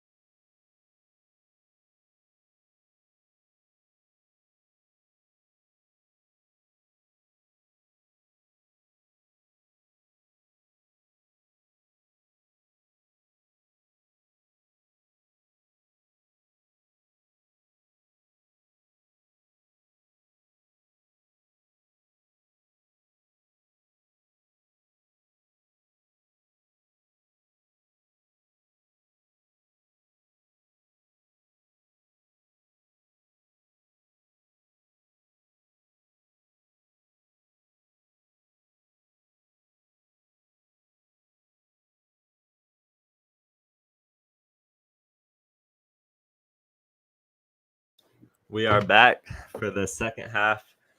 Well, not the second half quite yet, but first half analysis, and then second half we are back. Make sure to leave any questions that you have or any takes, comments, or concerns here. Right now, leave them before it's too late. And if you haven't liked the stream, subscribe to Talking Galaxy. It's halftime. Just drop any takes you have, and we will go over it. But it was a good response by the G's, honestly. I think you saw a lot at the start of the first half that we're trying to adjust, and we're trying to get into the flow of the game, and we didn't quite understand how this would all work with the new with all the players that were missing and with all the new players starting. There's a lot of questions, obviously. A lot of the blame goes to Elijah Winder for the first goal. I could see it. I think that's a tough position to put him in. But yeah, I mean, if you're looking to attribute a certain player to having more of a, I'll have to look back at that one. They actually have the replay right now. I just think that we responded very well after that goal. I thought, the only thing that was dangerous was Vancouver's counterattacks. I mean, yeah, Winder loses his man. Winder definitely loses his man there. I think there's questions of why there's people open in the middle. I think is a very valid assessment. So yeah, I could definitely see some questions being raised on Elijah Winder completely losing his man in behind. He should be hypothetically keeping track of him. So just not a good look from him. That being said, I would not jump to conclusions that he's a bad player. He's still coming over from the USL. He's still adapting to MLS. So I'd go easy on Elijah there. But I I think that we played very well after the Whitecaps goal. Obviously, the Novak Mitrovic save, I think, really stood as a wake up call for the Galaxy that if you're if you're not going to get back into this game, this is going to be 2, 3, 4. This is not going to be good for you. And yeah, you saw it there. I do think Adekumbe for the Whitecaps, who ended up coming out of the game, the goal scorer. I do think Lucas Sanabria could have potentially received a yellow card for what he did behind the play, because he did not intentionally, but he did I believe elbow him. I believe I don't know. I just know that behind the play he injured him. But thought on the Galaxy playing second half, any sub predictions? I think you expect Christian Ramirez to come into this game for Miguel Berry at some point. Obviously, Miguel Berry had the one chance from the brilliant Gabriel Peck ball. The XG right here is favoring the Whitecaps a lot. Obviously, that's not how the game plays out, but it's 1.15 XG to 0.23 of the Galaxy at halftime. I think Christian Ramirez will come into this game. I don't know if we see Marco Royce at this point. It is a very close game, so would I be surprised if they think that, he's the thing that we need to, shake things up and get the Galaxy a win here? No, I mean, I could definitely see that being the case. But I think Ade comes into this game for John Nelson at a point. If the Galaxy are still 1-1 and looking to attack, I think John Nelson comes in, or I think Ade comes in and provides a lot more going forward than John Nelson does, even though it may leave us a little more exposed in the back line. Especially if we end up trailing this game at some point in the second half. I think the obvious substitution is Ade for John Nelson.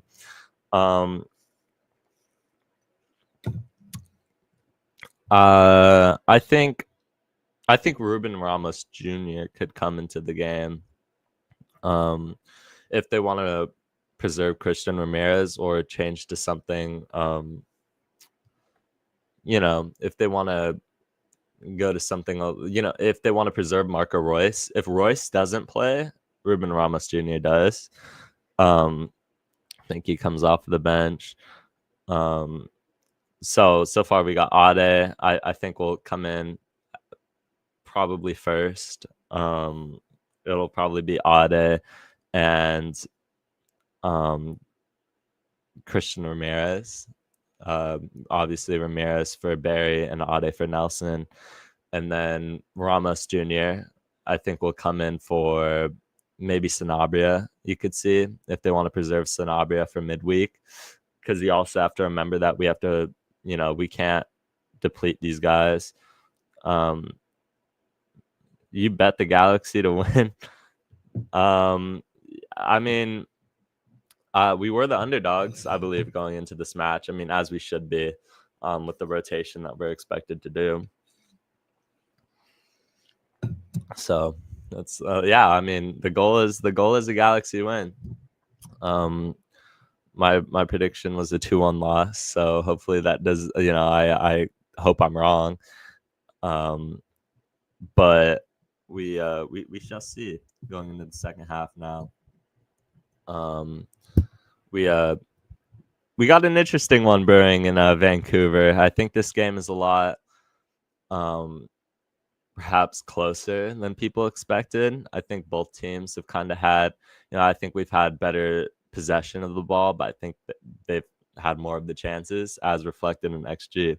So, but yeah, we'll see as that goes. Second half, we got the halftime report going up right now. but it should be a good one. Let's see. Gabriel Peck though, first goal of the bless you, thank you. First goal of the 2025 MLS season belongs to Gabriel Peck. Who else? Who else really would it be for the Galaxy but Gabriel Peck? I went over it on the pod Tuesday. If there's a guy to score, it's going to be Gabriel Peck, and it may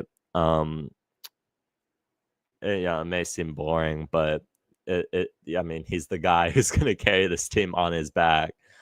The Dynamo are issuing they're giving out a free ticket to a future Dynamo game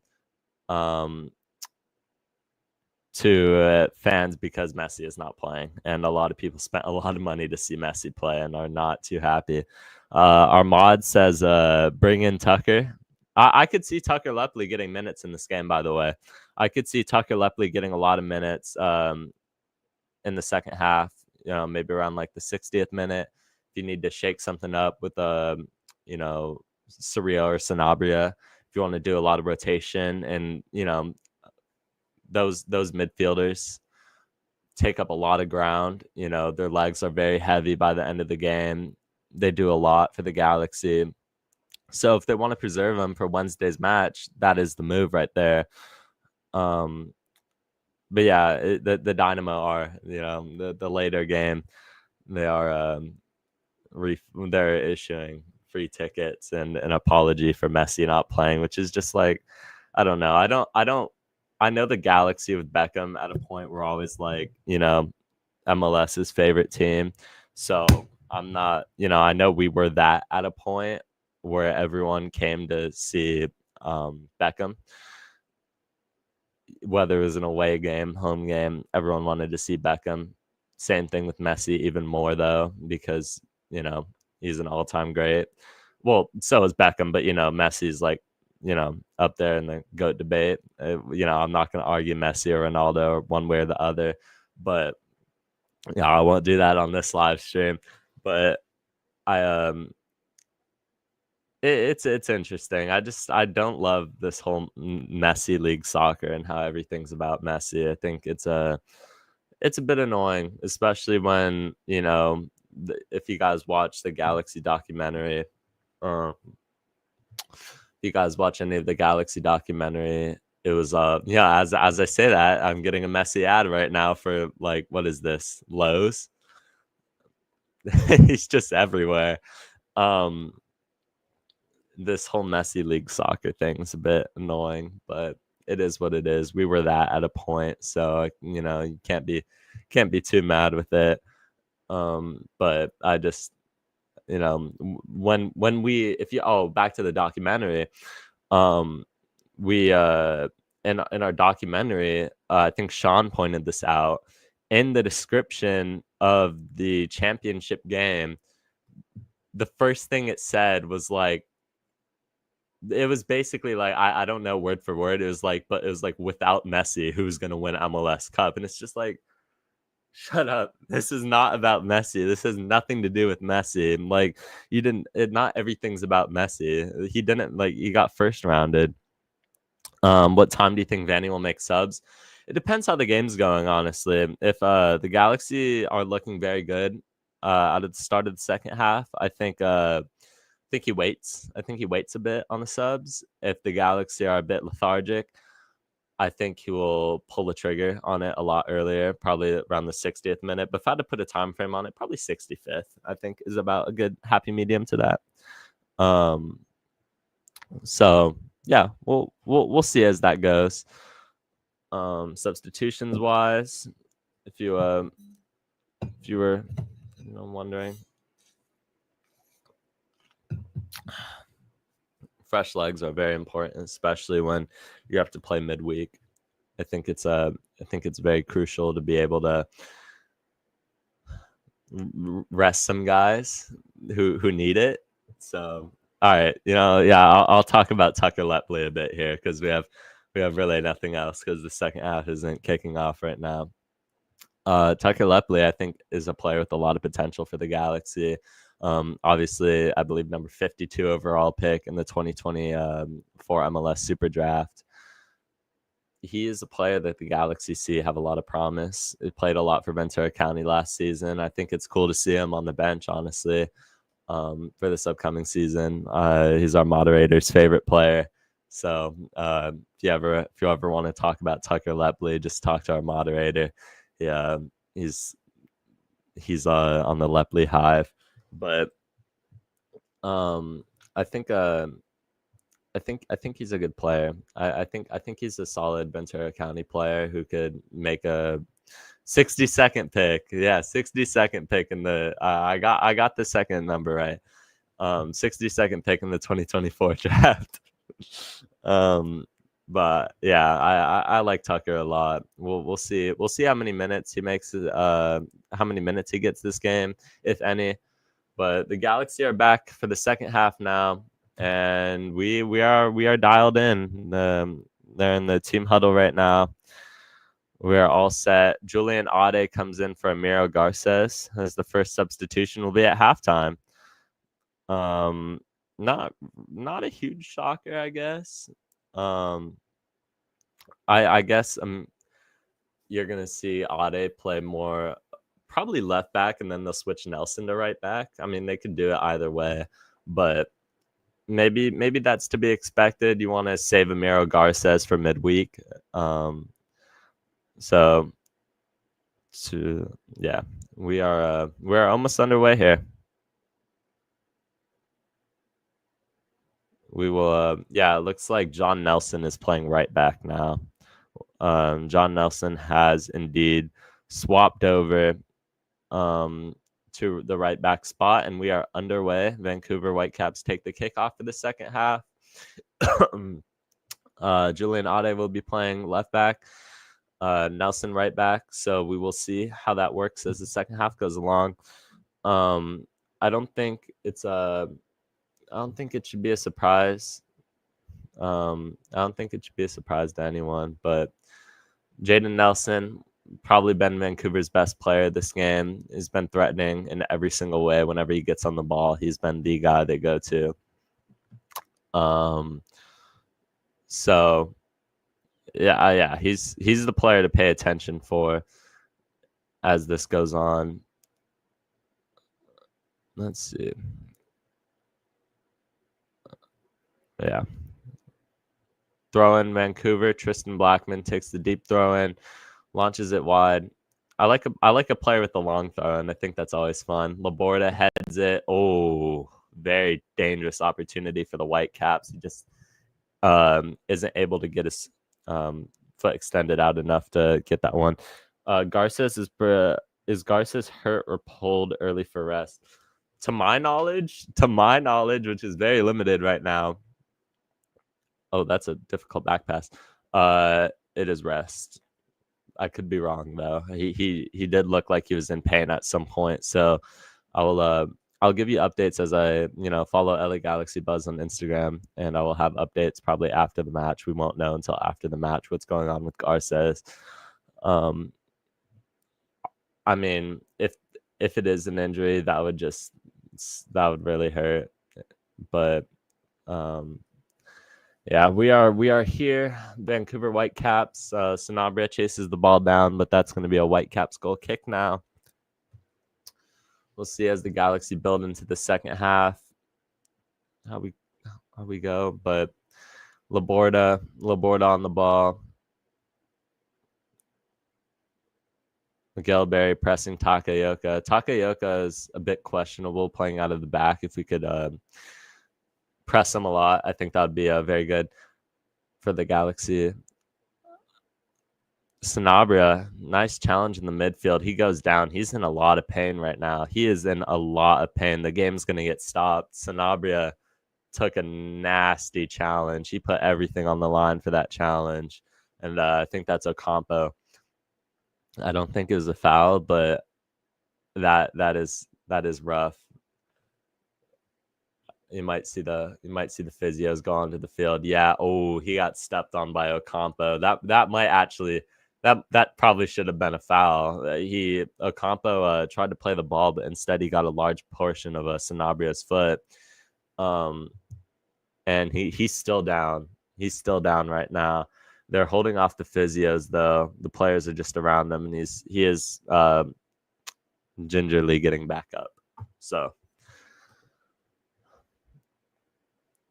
it will be a Vancouver Whitecaps ball. However, Sanabria still dealing with that pain. He's limping a little bit. If there's a player, that is definitely a foul. Looking at it again, it probably should have been a yellow. Yeah, that's a rough challenge right there in the midfield. I'm kind of surprised looking back. I mean, the referee had a pretty good vantage point on that to say that wasn't a foul. I don't know about that. Looking back at it, I'm not too sure. But Miguel Berry's chasing after this ball here. Jaden Nelson again. Zonka. That is a good interception by Zonka, and he just clears it out. Anywhere will do, and it goes out for Vancouver Whitecaps throw-in. Laborda now.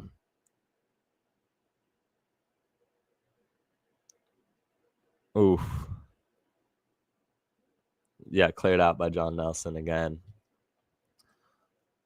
Tristan Blackman now.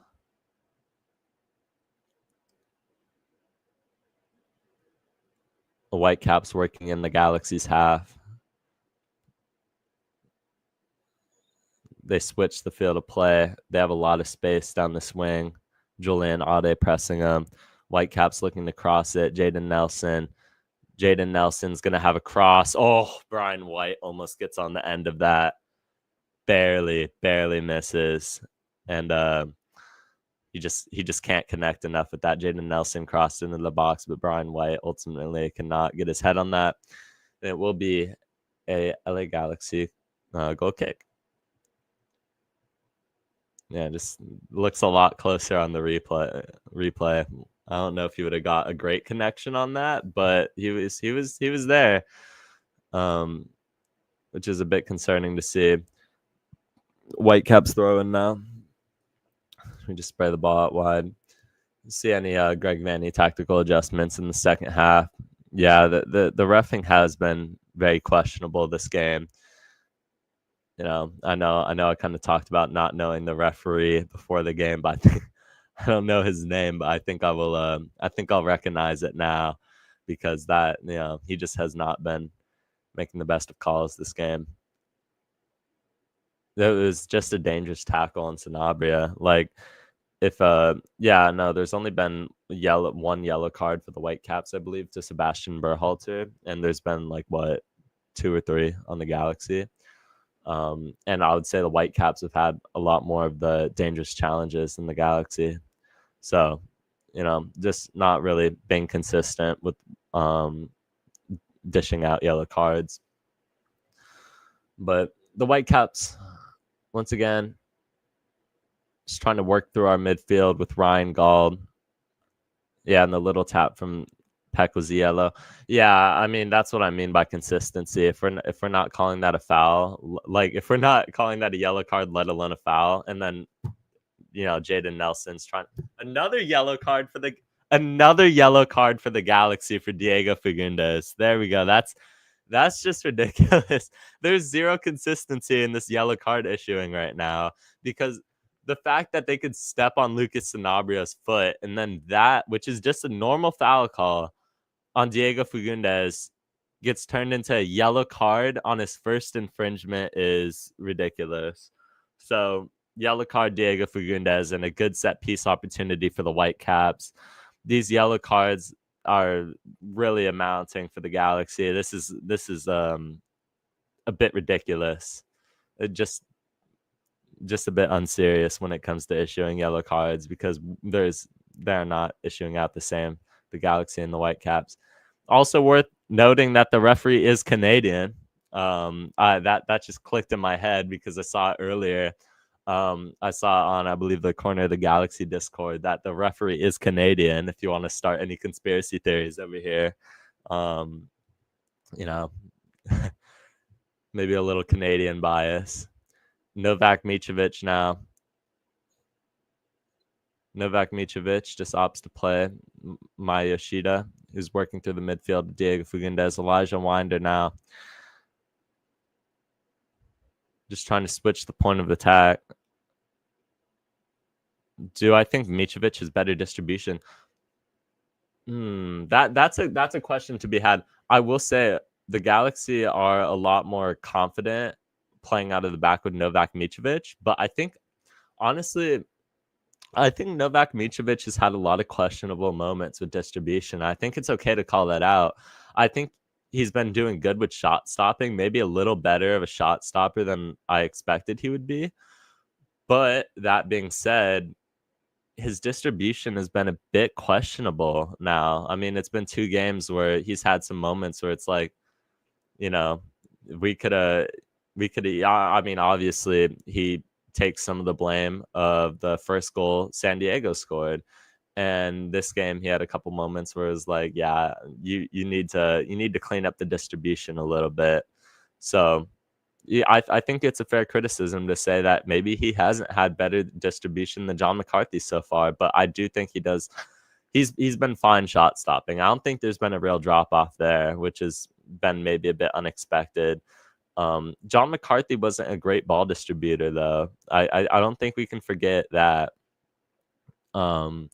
So yeah, I mean, it's a real conversation to be had. I will say that.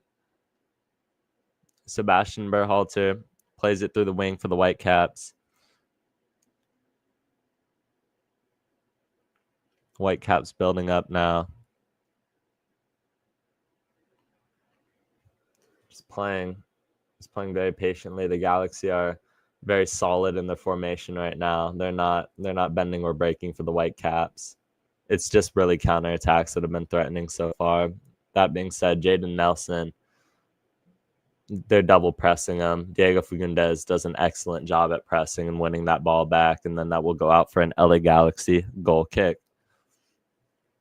But yeah, going back to Novak Mitrovic, I think that there's a conversation to be had on distribution. I will give him more time because I think you had the sample size of a whole season with McCarthy versus Novak Mitrovic. I mean, it's been 2 games with him as the bona fide starter now.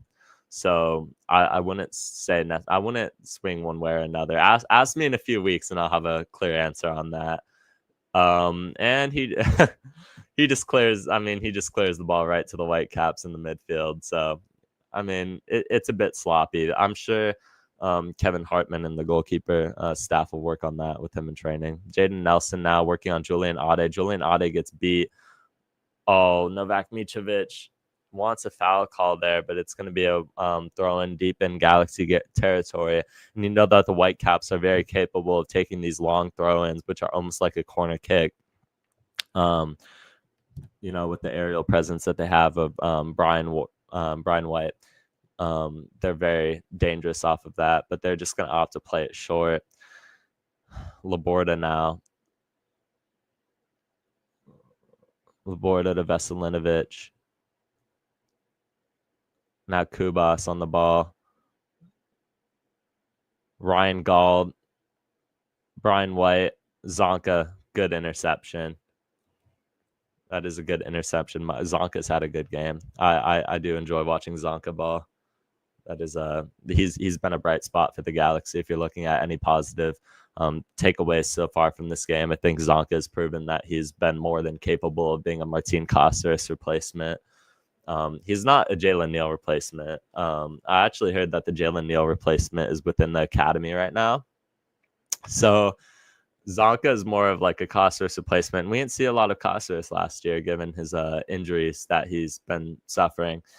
I think he's still recovering from an Achilles tear. I think that was the diagnosis last year, is that he tore his Achilles.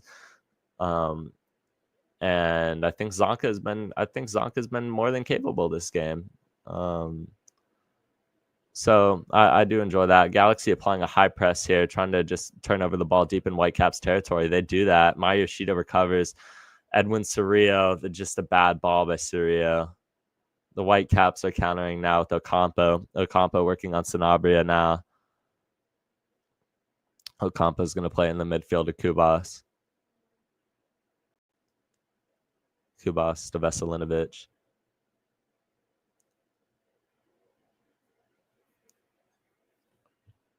It's just the Whitecaps have a lot more. They're a lot more like quick in the attack, where they're not as worried about build up as they are just being able to hit us on the counter. How do you think Mitrovic will do against Berkey next weekend? Oh man, Berkey's great. I like Berkey a lot. Jaden Nelson's working on Julian Ade. Good recovery by Elijah Winder. Jaden Nelson recovers again, but that will be a foul. I'm not sure if that's a foul for playing consistent. I'm not sure that's a foul. I thought Jaden Nelson won that quite cleanly, but it's nice to see a call go in our favor right now. I think going back to Novak Mitrovic, I think it'll be a good battle of the goalkeepers. I think St. Louis, I'm not too sure on how they play now after Bradley Cornell got fired last year. I was kind of surprised that they sacked Bradley Cornell because I thought he was an excellent head coach and they suffered a lot of injuries and maybe he didn't get a fair share last season. So I think Bradley Cornell, without Bradley Cornell, it'll be interesting to see how they play. But just talking about Berkey versus Novak Mitrovic, I think it'll be fun. To watch these two goalkeepers on the complete opposite ends of their career. Obviously Roman Berkey is a guy who's been to Europe, used to be the starter for Dortmund. And do I know who their coach is? Ooh, I'm going to have to go deep in my bag here. I'm not sure, honestly. I might have to look that up. Jaden Nelson on the wing for the Whitecaps right now. Pedro Vite on the ball. Vite sprays it out wide to Campo threatening John Nelson. John Nelson does a brilliant job right there at 1v1 isolation defending. Allows Novak Mitrovic to get the ball. St. Louis City head coach is Olaf Melberg. I would have never guessed that, if I'm being completely honest. I think Mitrovic will do well against Berkey. I mean, that's the hope. It's a home game for the Galaxy. Like Maya Yoshida said, great teams don't lose twice in a row, especially at home. I don't think we lose at home against St. Louis. So I think that's an interesting foul call right there. They let that one play on. It's like the referee was trying to decide if he wanted to call that one. I think Novak will do very well. Yeah, no, I honestly have never heard of that name until now. Because I was looking at the Philadelphia head coach because I was like, why are Philly so good this year? And I'm like, wait, they're Bradley Cornell. Jaden Nelson crosses it into the box. Galaxy goal kick. It should be a good one against St. Louis. I don't know. It looks like 2 substitutions are coming in for the Whitecaps right now, as well as a Galaxy one. You got Sebastian Berhalter coming out of the game for Ngando, and the other one, Ahmed, will be coming in for Jaden Nelson, which is an interesting one because I thought Jaden Nelson's been their best player this game, if I'm being quite honest, to sub him off. Not quite sure if there's any Galaxy substitutions right now. How's Joao Klaus? I haven't heard of Klaus. I know he dealt with a lot of injuries last year. I think he's taken a bit of a regression, if I'm being completely honest. Novak Mitrovic plays out of the back, a bit nervous there, under a lot of pressure. Joao Klaus used to be an absolute, like when St. Louis had that first season, he was incredible. He was incredible for them, but I think he just had a lot of injuries last year. So obviously he's a guy looking to get back into form. So he's always dangerous, though. He has absolute pedigree of being a very capable goal scorer. So I wouldn't be surprised to see Klaus be a danger to the Galaxy. It is a Galaxy throw-in now. Julian Ade pump faking the ball and then decides to go back to Maya Yoshida. Oh, it's Drew Fisher. I don't. Okay, I do know Drew Fisher. I just couldn't put the name to the face. I do recognize the name Drew Fisher, so he is. Yeah, he is definitely Canadian. Um, that could lead to some potential bias. I'm not going to start any conspiracy theories right now, but there has been a lot of one-sided calls, especially when it comes out to dishing yellow cards this match. So that's something that might be called into question after this match, depending on how this all plays out. But we shall see. I'm not here to launch any conspiracy theories, but I'm just, he is Canadian. I will say that. Ahmed working on Nelson. Diego Fagundes just bodies him, which is completely fair, and that is a good call. It is a goal kick for the Galaxy. I was going to be very frustrated if they called a foul there after all of that. I think they wanted the call, but that was they weren't ever going to get that. And Diego Fagundes just played the ball and he threw himself to the floor. Novak Mitrovic is also a guy who I feel like takes almost too much time on the ball when he distributes it out of the back. Where's Galaxy Memes and Galaxy Runs LA? They couldn't make it. Today. I know it's difficult for people on a Sunday to be able to make it. So the solo run is where it's at. So yeah, I mean, we will have 3, I believe, next game against Herediana. So that will be probably more interesting. That'll be more interesting. You'll have more input and commentary on Wednesday. Make sure if you're tuning in now that you also tune in then. What time is that match? The Galaxy play in Costa Rica. Let's see. I should know this, but I don't. 5:30. We play at 5:30 p.m. in Costa Rica. I will be there. And I think Sean will, or not Sean, but maybe Sean. I think we'll have a Griffin there too. Brian White header goes wide of the goalpost, or Ryan Gauld header goes wide of the goalpost. Who's playing right back? Right now it is John Nelson. And he's not naturally a right back, so it is that's a bit interesting. But when you're without Amiro Garces, got subbed out at halftime, and we'll see how this one develops. Should Christian Ramirez go into the game now? Yeah, I believe so. I think Miguel Berry's time is up. I think he's done good. You're not gonna kill kill Christian Ramirez with 34 minutes of game time, guys. Like I would, we've been a lot less dominant this half than we were last half. I think the Whitecaps have had a lot of good possession here as they have a throw in our own territory, and there's a lot of space in behind, and the Galaxy are not really urgent to close them down. Besides Zonka right now, who's just been on one, but he's on the floor, and the Whitecaps recover again. Pedro Vite in the middle. Great block by Julian Ade on the cross.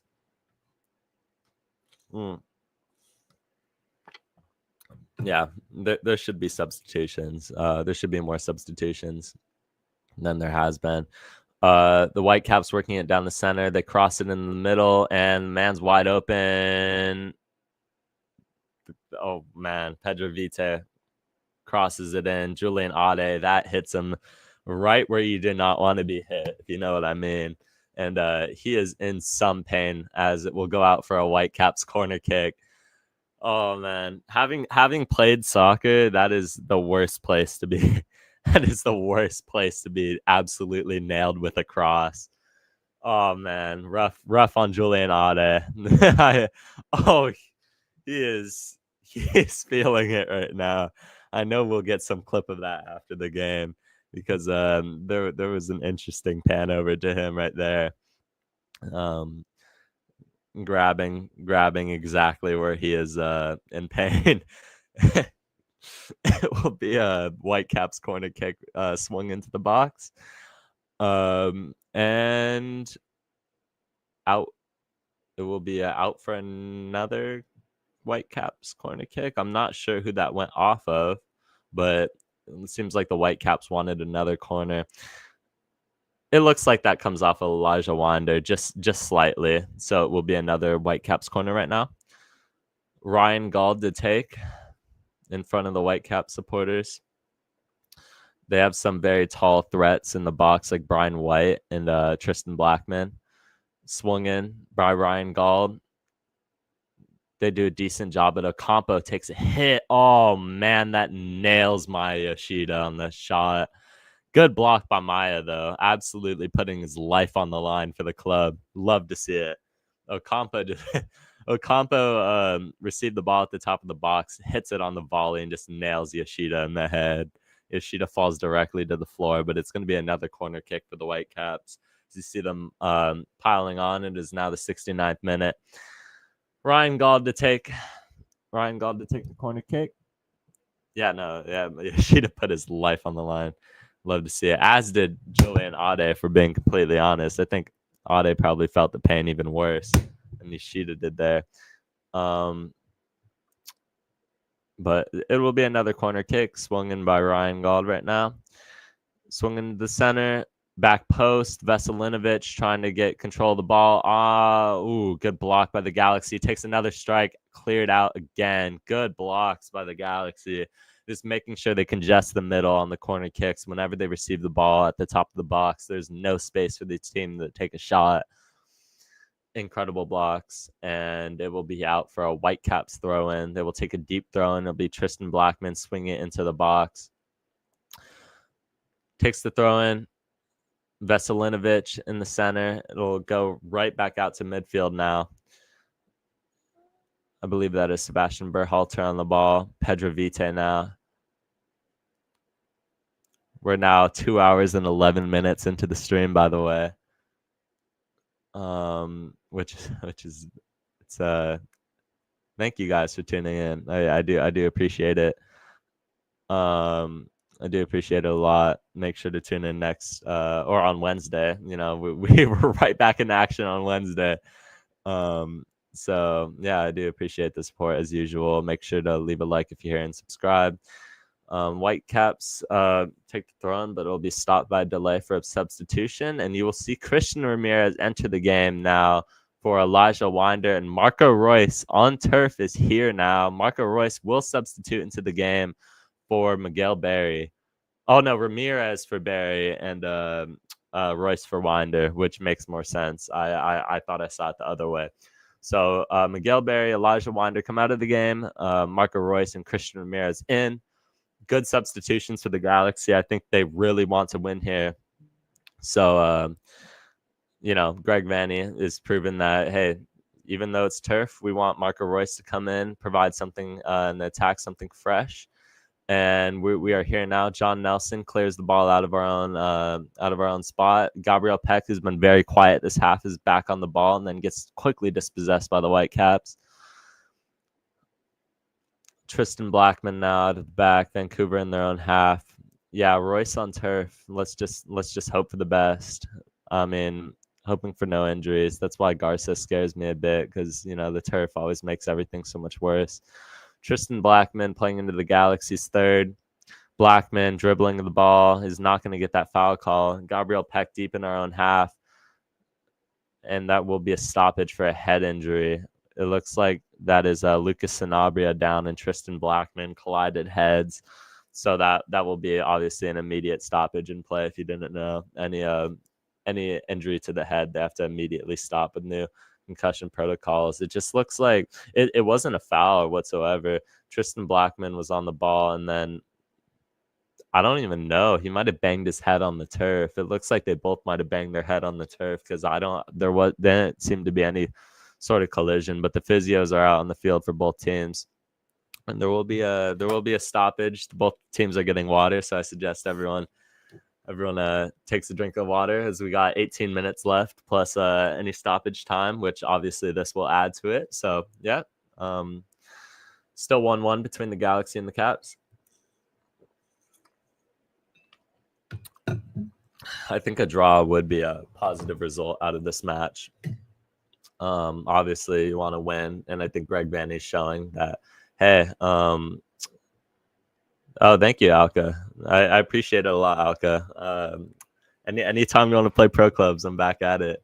With the Shug Knights, we got a pro clubs team. Yeah, bring in Tucker. Bring in Tucker at this point. I think Tucker would be a good shout to come into this game for Lucas Sanabria if he's unable to continue on, either Tucker or Isaiah Parente. But any player that's down with the head injury, Lucas Sanabria is still down right now. So we're gonna have to see how this one develops with Greg Vanny pulling the trigger on any sort of substitution right now, and it looks like Isaiah Parente will come in. So I'm sorry to the Lepley Hive, but Isaiah Parente will be the guy who comes in, as they're showing the Edwin Cerrillo heat map, a man who's been pretty much everywhere this game. Edwin Cerrillo has just been absolutely class. He's had a couple interesting giveaways, but he's also been just everywhere. You're looking at a guy who's a Mark Delgado replacement, who's very hard to replace, by the way. Edwin Cerrillo is expected to be that guy, and he's been that guy this game. So, yeah, a lot of frustration in the chat on Tucker Lepley not coming in. So yeah, I mean, I'm sorry to the Lepley Hive, but he is not. They're bringing in Isaiah Parente instead, who you saw get a lot of minutes last game, and Isaiah Parente obviously coming in from Columbus Crew Academy. He's a very young player, and looks like Lucas Sanabria will no longer be able to continue on in this one, as Isaiah Parente officially gets substituted onto the game. As we go through a potential concussion protocol with Lucas Sanabria, you'll have to see how that develops, because you obviously do not want Sanabria to miss Wednesday's match if he enters concussion protocol. So that being said, Parente on the ball now. See how active he is in this one. The match is restarted after that long stoppage. You'll probably see a good chunk of stoppage time now. So Galaxy throw in the Whitecaps territory. Christian Ramirez to take. Christian Ramirez just plays it back to Isaiah Parente, and now Zonka on the ball. Now you're seeing a lot of new faces for the Galaxy on this field, or guys that wouldn't traditionally get minutes. You're seeing the depth be tested a lot. Is this game a draw? I'm not sure. I feel like there's still a goal left in this, if I'm being honest. I don't know either side, honestly. I'd be a bit surprised to see this end in a draw, because I think there's still something left. These teams are both creating very good chances, and I think the Galaxy are putting all cards on the table and saying that we want to go for a win. So we'll see how it pans out for the G's. Marco Royce now, and it's just him, and he gets absolutely leveled. Now it's Diego Fagundes out wide. Diego Fagundes just gets dispossessed. He's had a rough start to the season. Diego Fagundes has. Yeah, I would take a draw as well, if I'm being honest. On the road, you take that, especially with how we started this match, down 1-0. I think a draw is more than a pleasant result. And then you work on because there's been a lot of rotation. There's been a lot of rotation this match, and if you could rotate and have your depth tested, even with all the injuries we had, and still get a draw out of it, you're okay with that. There's no reason to be alarmed. But yeah. Edwin Cerrillo plays it out wide to Gabriel Peck, and that's a foul. That should be a card, by the way. That's been persistent infringement. Yeah, there we go. There's the yellow card. The yellow card's brought out for Ocampo. They've been trying to just whenever Gabriel Peck gets on the ball. You saw the Ricky Puig treatment a lot last year with how they would, whenever Ricky would get on the ball, just get him to the ground. Ocampo just clips his ankle there. Just anything can to get Gabriel Peck off the ball. Anything will do, and he does. But that's obviously a yellow card. And a well-earned one for the Whitecaps with how the refereeing bias on the yellow cards has been, a bit questionable this game. So we finally see that level out a bit. Good set piece for the Galaxy here. You see Zonka in the box. You see Maya Yoshida. I think both of them are very capable of getting ahead on this one. Even Christian Ramirez is a very good aerial threat. I think we're yet to see that, but you could see it here as Diego Fagundes to swing it in here. Goes back post for Maya Yoshida. Maya Yoshida clips it in the center. Oh, cleared out. Diego Fagundes has it hit. Goes over. Oh, man. It wasn't relatively close, but it's still something. It's still a look. Diego Fagundes, who actually took the set piece. It gets cleared out by the Whitecaps, and Fagundes is like, ISO, that is my ball, and he just rips it over the net. Galaxy do play the Whitecaps again on July 4th. That will be our home game, no longer at the Rose Bowl. For the July 4th match, we'll be playing the Whitecaps again. You got a little U.S. versus Canada action on Independence Day. As the Whitecaps whip a ball into the box that gets cleared out by John Nelson. And they're still chasing this one, but it goes out for a Galaxy goal kick. I think the Whitecaps are a little more urged to get a win out of this one than the Galaxy are because they're playing at home. And, the formula is that you win your home games and you get draws on the road. So for the Galaxy, that is have you seen any Galaxy supporters at BC Place? They have not shown any Galaxy supporters at BC Place. So I've not seen that yet. I've not seen that, if I'm being completely honest, but I'm sure they are there. The Galaxy have incredible away support. I will our fan base, I feel like doesn't get enough credit for that. As the ball sprays out wide for Ahmed. And now into the box, or now into the center for Vite. The Whitecaps just operating within our third. Once again, out wide to Ahmed, who's looking for the cross. Opts for Vite. A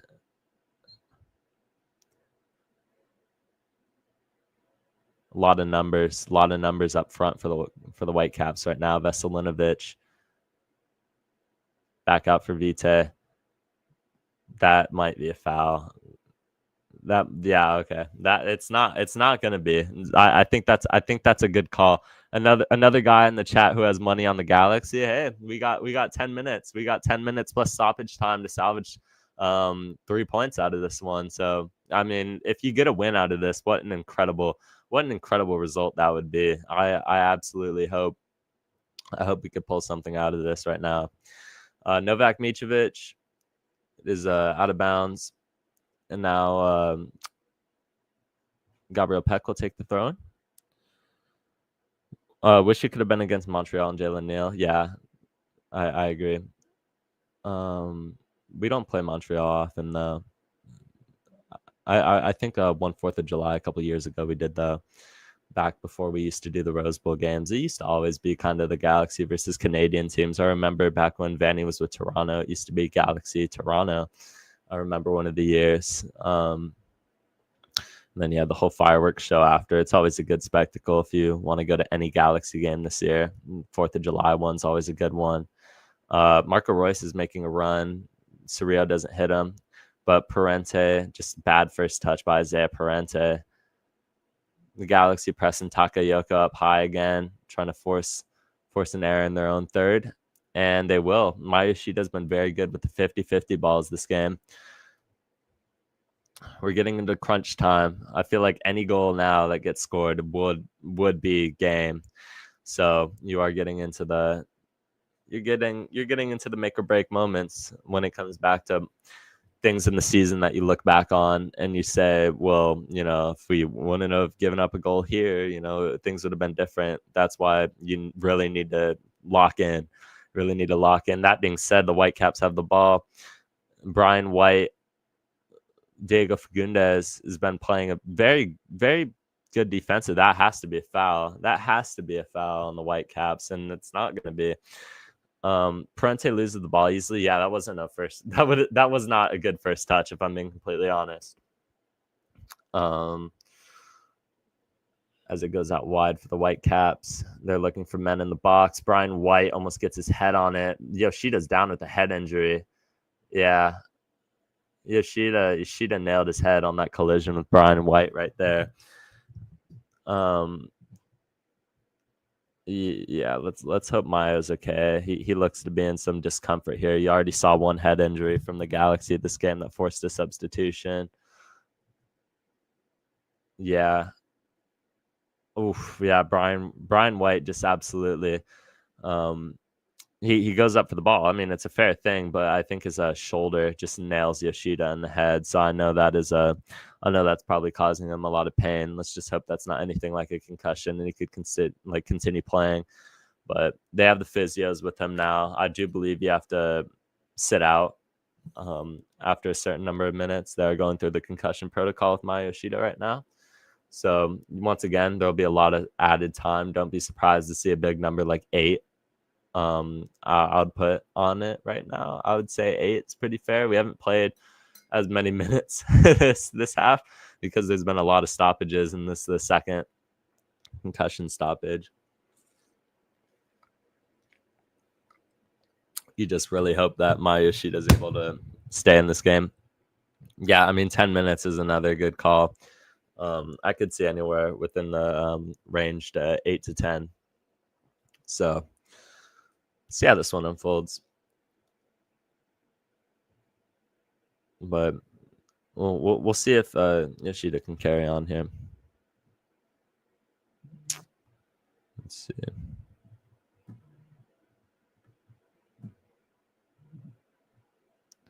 Yeah.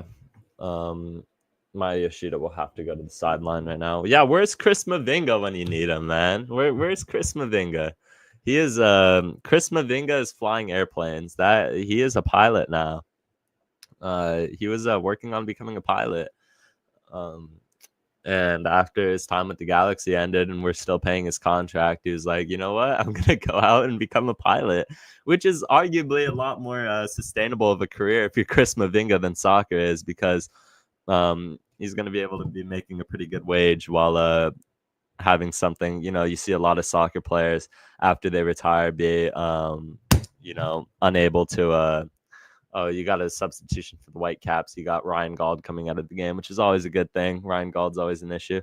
Yeah, no, a lot more sustainable of a career for Chris Mavinga over there, becoming a pilot. You see a lot of soccer players after they retire, kind of,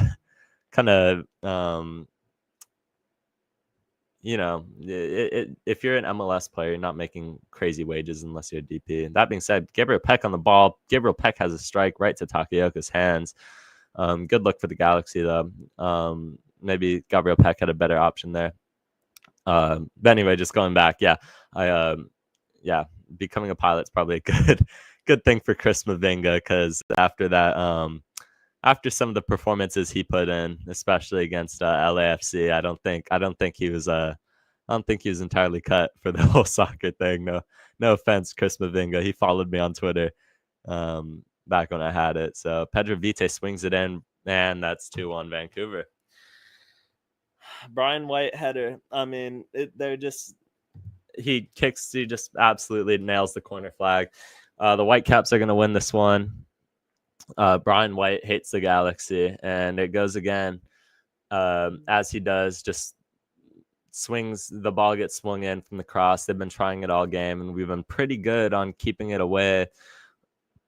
And yeah, I mean, we're looking at a second consecutive loss for the Galaxy, which we did not do all of last year. And it's just a rough one. You see, I believe that's Ali Ahmed Pedro Vite swings it in, and Zonka loses his man. Zonka does not go up for that one. He thinks he has it. It's a good ball up by the Whitecaps. I'm not going to discredit that. But Zonka loses his man, and that is a second Whitecaps goal. Brian White, as we discussed earlier, is always. Tell me it's not Novak Mitrovic's fault. I mean, how is that Novak Mitrovic's fault? It's a header from like 3 yards away. There's not really much Novak's going to be able to do there. I blame that more on Zonka, in my opinion. I mean, unless you want to argue that Novak Mitrovic should have came out for that, but I think he thought Zonka was going to get to that one, as did I. So yeah, yellow card for Brian White after the play. Game restarted. Gabriel Peck going down the wing now. It's just it is what it is, man. It's a tough game where you rotate on the road, and we really try to go for it. In the chat, they're calling for McCarthy. I mean, there's going to be a lot of calls for McCarthy after every Galaxy goal we concede with Novak Mitrovic and net this year. You're going to see calls for McCarthy, and it's just going to happen because he was the starter. And a lot of people have very brilliant memories of him after we won MLS Cup. And I think it's tough to displace a guy like John McCarthy from his starting spot. I will argue that is that after you win MLS Cup, to say, hey, I know your last game was MLS Cup when you won us MLS Cup, but you're gonna have to take a seat on the bench. But it was Novak's time, and I think this season you're gonna have a definitive answer.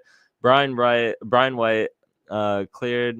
Maya Yoshida does a very good job there. Christian Ramirez, yeah. I don't know.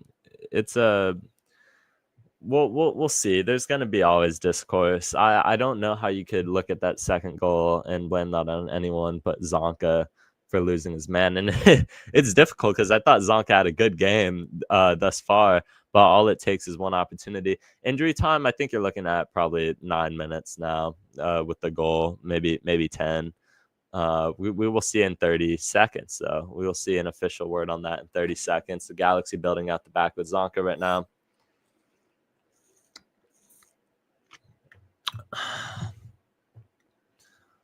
Just, I don't know why we're forcing balls in the air. We're not that kind of team. Isaiah Parente doing everything we got. John McCarthy definitely might start Wednesday. I mean, I wouldn't be 9 minutes is the official word of stoppage time, which is a lot. So, I mean, maybe the Galaxy can snag a draw out of this game. But Ocampo working on it now. We're going to have to leave ourselves a lot more exposed to potentially conceding a second goal. And that will be a foul on, I believe that is, hold on. They need to pan back. Ocampo fell to the ground. Edwin Cerrillo, foul on Edwin Cerrillo. It will be a set piece for the Whitecaps. Yeah, I mean, there's already a lot of discussion on Novak Mitrovic, but I don't know. I don't blame him. I don't blame him for either one of those goals, if I'm being completely honest. And you call me a homer. I don't have a side. I don't have a bias for Novak Mitrovic. I'm just saying if I'm being completely neutral, I mean, how are you supposed to? I mean, it was a good header. It was a good ball. It was a good header, but Zonka lost his mark, and it was from like 3 yards away. So, I mean, I'll have to take another look at it. Whitecaps swinging the set piece, and that is out for a Vancouver Whitecaps corner kick. And we are now in the 92nd minute. And the Whitecaps are in no rush, obviously, to get this ball back into play. Yeah. No, I mean, I agree with you, Ant. I agree. Novak collects the ball for the corner kick, and he's trying to punt it. The Whitecaps are getting in the way. I agree. I think it's a completely fair point to be like John McCarthy should have been the starter from day one. I can't argue that. But to say that Mitrovic deserves to lose his job because of this game, I don't know. People can blame him. I don't see it. The first goal, I believe Elijah Winder was to blame for it. And obviously, it can't be 100% blame on one guy. It takes a team, right? Harbor Miller makes his debut for the LA Galaxy now. Comes in for John Nelson. We're trying to spare these guys a bit of minutes for Wednesday. See how Harbor Miller does in his first team debut. Interesting substitution by Greg Vanney here. We'll see if the young kid's able to add anything. What a storyline that would be to have your first start in a rescue a point for the Galaxy here. Harbor Miller now on the ball. He is a homegrown product for the Galaxy, came through the academy. He is 18 years old, I believe. So he's doing a lot bigger things than I am right now at 19. But Gabriel Peck on the ball. We get dispossessed, and it is the Whitecaps. It is the Whitecaps to build out of the back. Well, Gabriel Peck was offside, I should have said. Yeah, no, Harbor Miller is actually he deserves minutes for the Galaxy. He's climbed the ranks of the youth academy. I've actually watched him in a lot of the youth academy cups, and he's the Galaxy are very high on him. This is a player that I think you could see break into the main team a lot, especially with Mauricio Cuevas. Excuse me, with Mauricio Cuevas being out for an extended period of time. Harbor Miller can be that guy, and I hope will be that guy. And yeah, so that is something going on now. But we got 5 minutes to salvage something. Gabriel Peck now, and that should be a throw in for the Galaxy, and they're going to point the other way for the Whitecaps. A lot of frustration by Gabriel Peck pointing towards the lineman. He had a perfect view on that. I absolutely believe that should have been a Galaxy throw in. Call me a homer though. But yeah, time's ticking away in this one. There's not many minutes to spare, and the ball hasn't been in play most of the stoppage time. So the Galaxy applying high press. Vancouver doing a very good job at killing this one off. Yeah, I mean, a lot of people saying you want to see Lepley a lot more this year. I'm not there in training, obviously, every day to say that, Lepley's been better than Parente because these guys get to see him in training every day. But I do expect Lepley to get more minutes than he's been getting at least. But it takes time. It definitely takes time.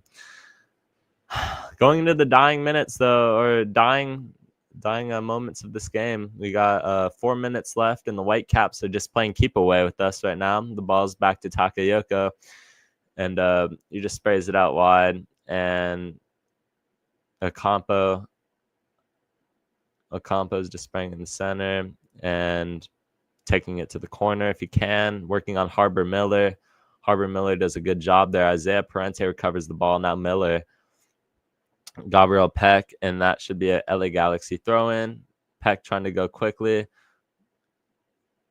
The referee giving the signal that you need to take it further back. This is it. This is do or die for the Galaxy. Maya Yoshida on the ball. Have not lost 2 games in a row all season last year, and we're in threat of that in the second game of the year.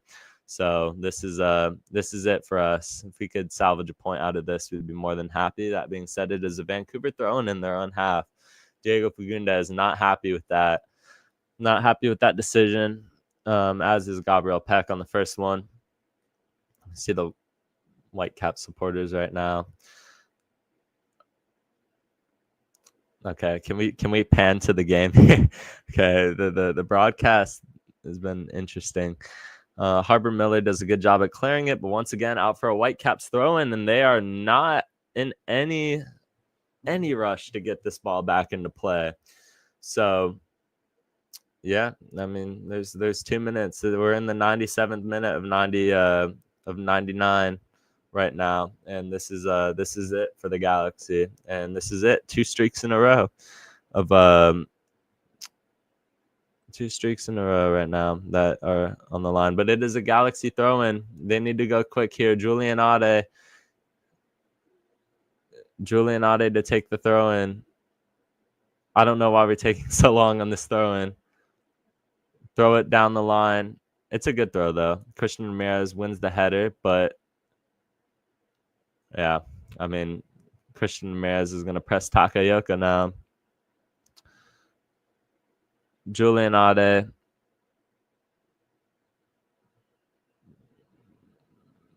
No, I appreciate the love for the stream. Thank you guys for tuning in, of course.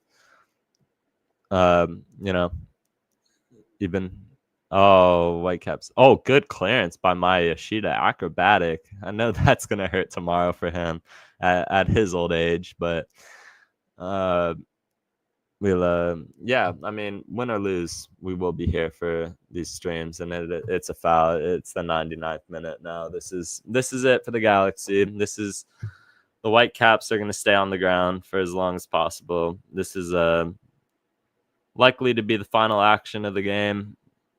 If we could get any counterattack off of this, that just seconds ticking off. But yeah, anyway, win or lose, we will be here regardless. How far can we realistically get in CONCACAF? I don't think the final. Maybe I think like a dream that like I think the semifinals is the ceiling for the Galaxy, but realistically the quarters, because then we'd face Tigres or Cincinnati, and I think both of them are very very difficult. So yeah, that's it. The Galaxy will fall 2-1 to the Vancouver Whitecaps, and we're just waiting for the final whistle to be blown right now. It's a rough one. It's a rough loss to take, but it's not exactly unexpected with how the season's been panning out so far. Goal kick for the Galaxy. Novak needs to take this quick. Novak plays it to Yoshida. And we're just looking at the head coach of the Vancouver Whitecaps while the Galaxy are playing. Okay, thank you. Harbor Miller, and that will do it. The Galaxy officially lose 2-1 to the Vancouver Whitecaps. Will lose 2 consecutive games for the first time since 2023. And after losing the home streak, we lose another streak. And yeah, we'll take any final thoughts on this game here before we head out. That will be it. The goals scored by Sam Adekumbe and Brian White on the Whitecaps, and Gabriel Peck got the first goal for the Galaxy. The Galaxy are last place in the Western Conference, which is not too concerning after 2 games. I know a lot of people will see that and overreact. It's 2 games. As well as last in the Supporters Shield, but it's 2 games. But that will do it. I think we will go over this game on Tuesday. We have nobody to blame but ourselves. Let's be very clear. I know a lot of the blame is going to go to the referee on yellow card calls, tacky foul calls. We have nobody to blame but ourselves, and that's just end of discussion. It's not a good performance from the Galaxy. But we will be back on Wednesday, and there will be a live podcast on Tuesday. So make sure you tune in. And if you haven't subscribed, like this video. And yeah, it's been a pleasure. Thank you guys for tuning in. We will be there to go over everything after we process it. But yeah, just looking at it right now, just from before pre-digestion of this whole game, it sucks. It's one that we're gonna have to go over again. But yeah, thank you guys for tuning in. Really appreciate everyone. This was our longest live stream, almost 3 hours. And Wednesday we will be back with 3 people, hopefully. 5:30 we will start the stream at 5, so we could go over pre-match stuff again, as we do. CONCACAF Champions Cup, LA Galaxy versus Herediano. We will be there. As for now, I'm LA Galaxy _buzz on Instagram. Thank you guys for tuning in. Regardless of the score, always LA Galaxy through and through. Thank you guys. Thank you for tuning in, and thank you everyone.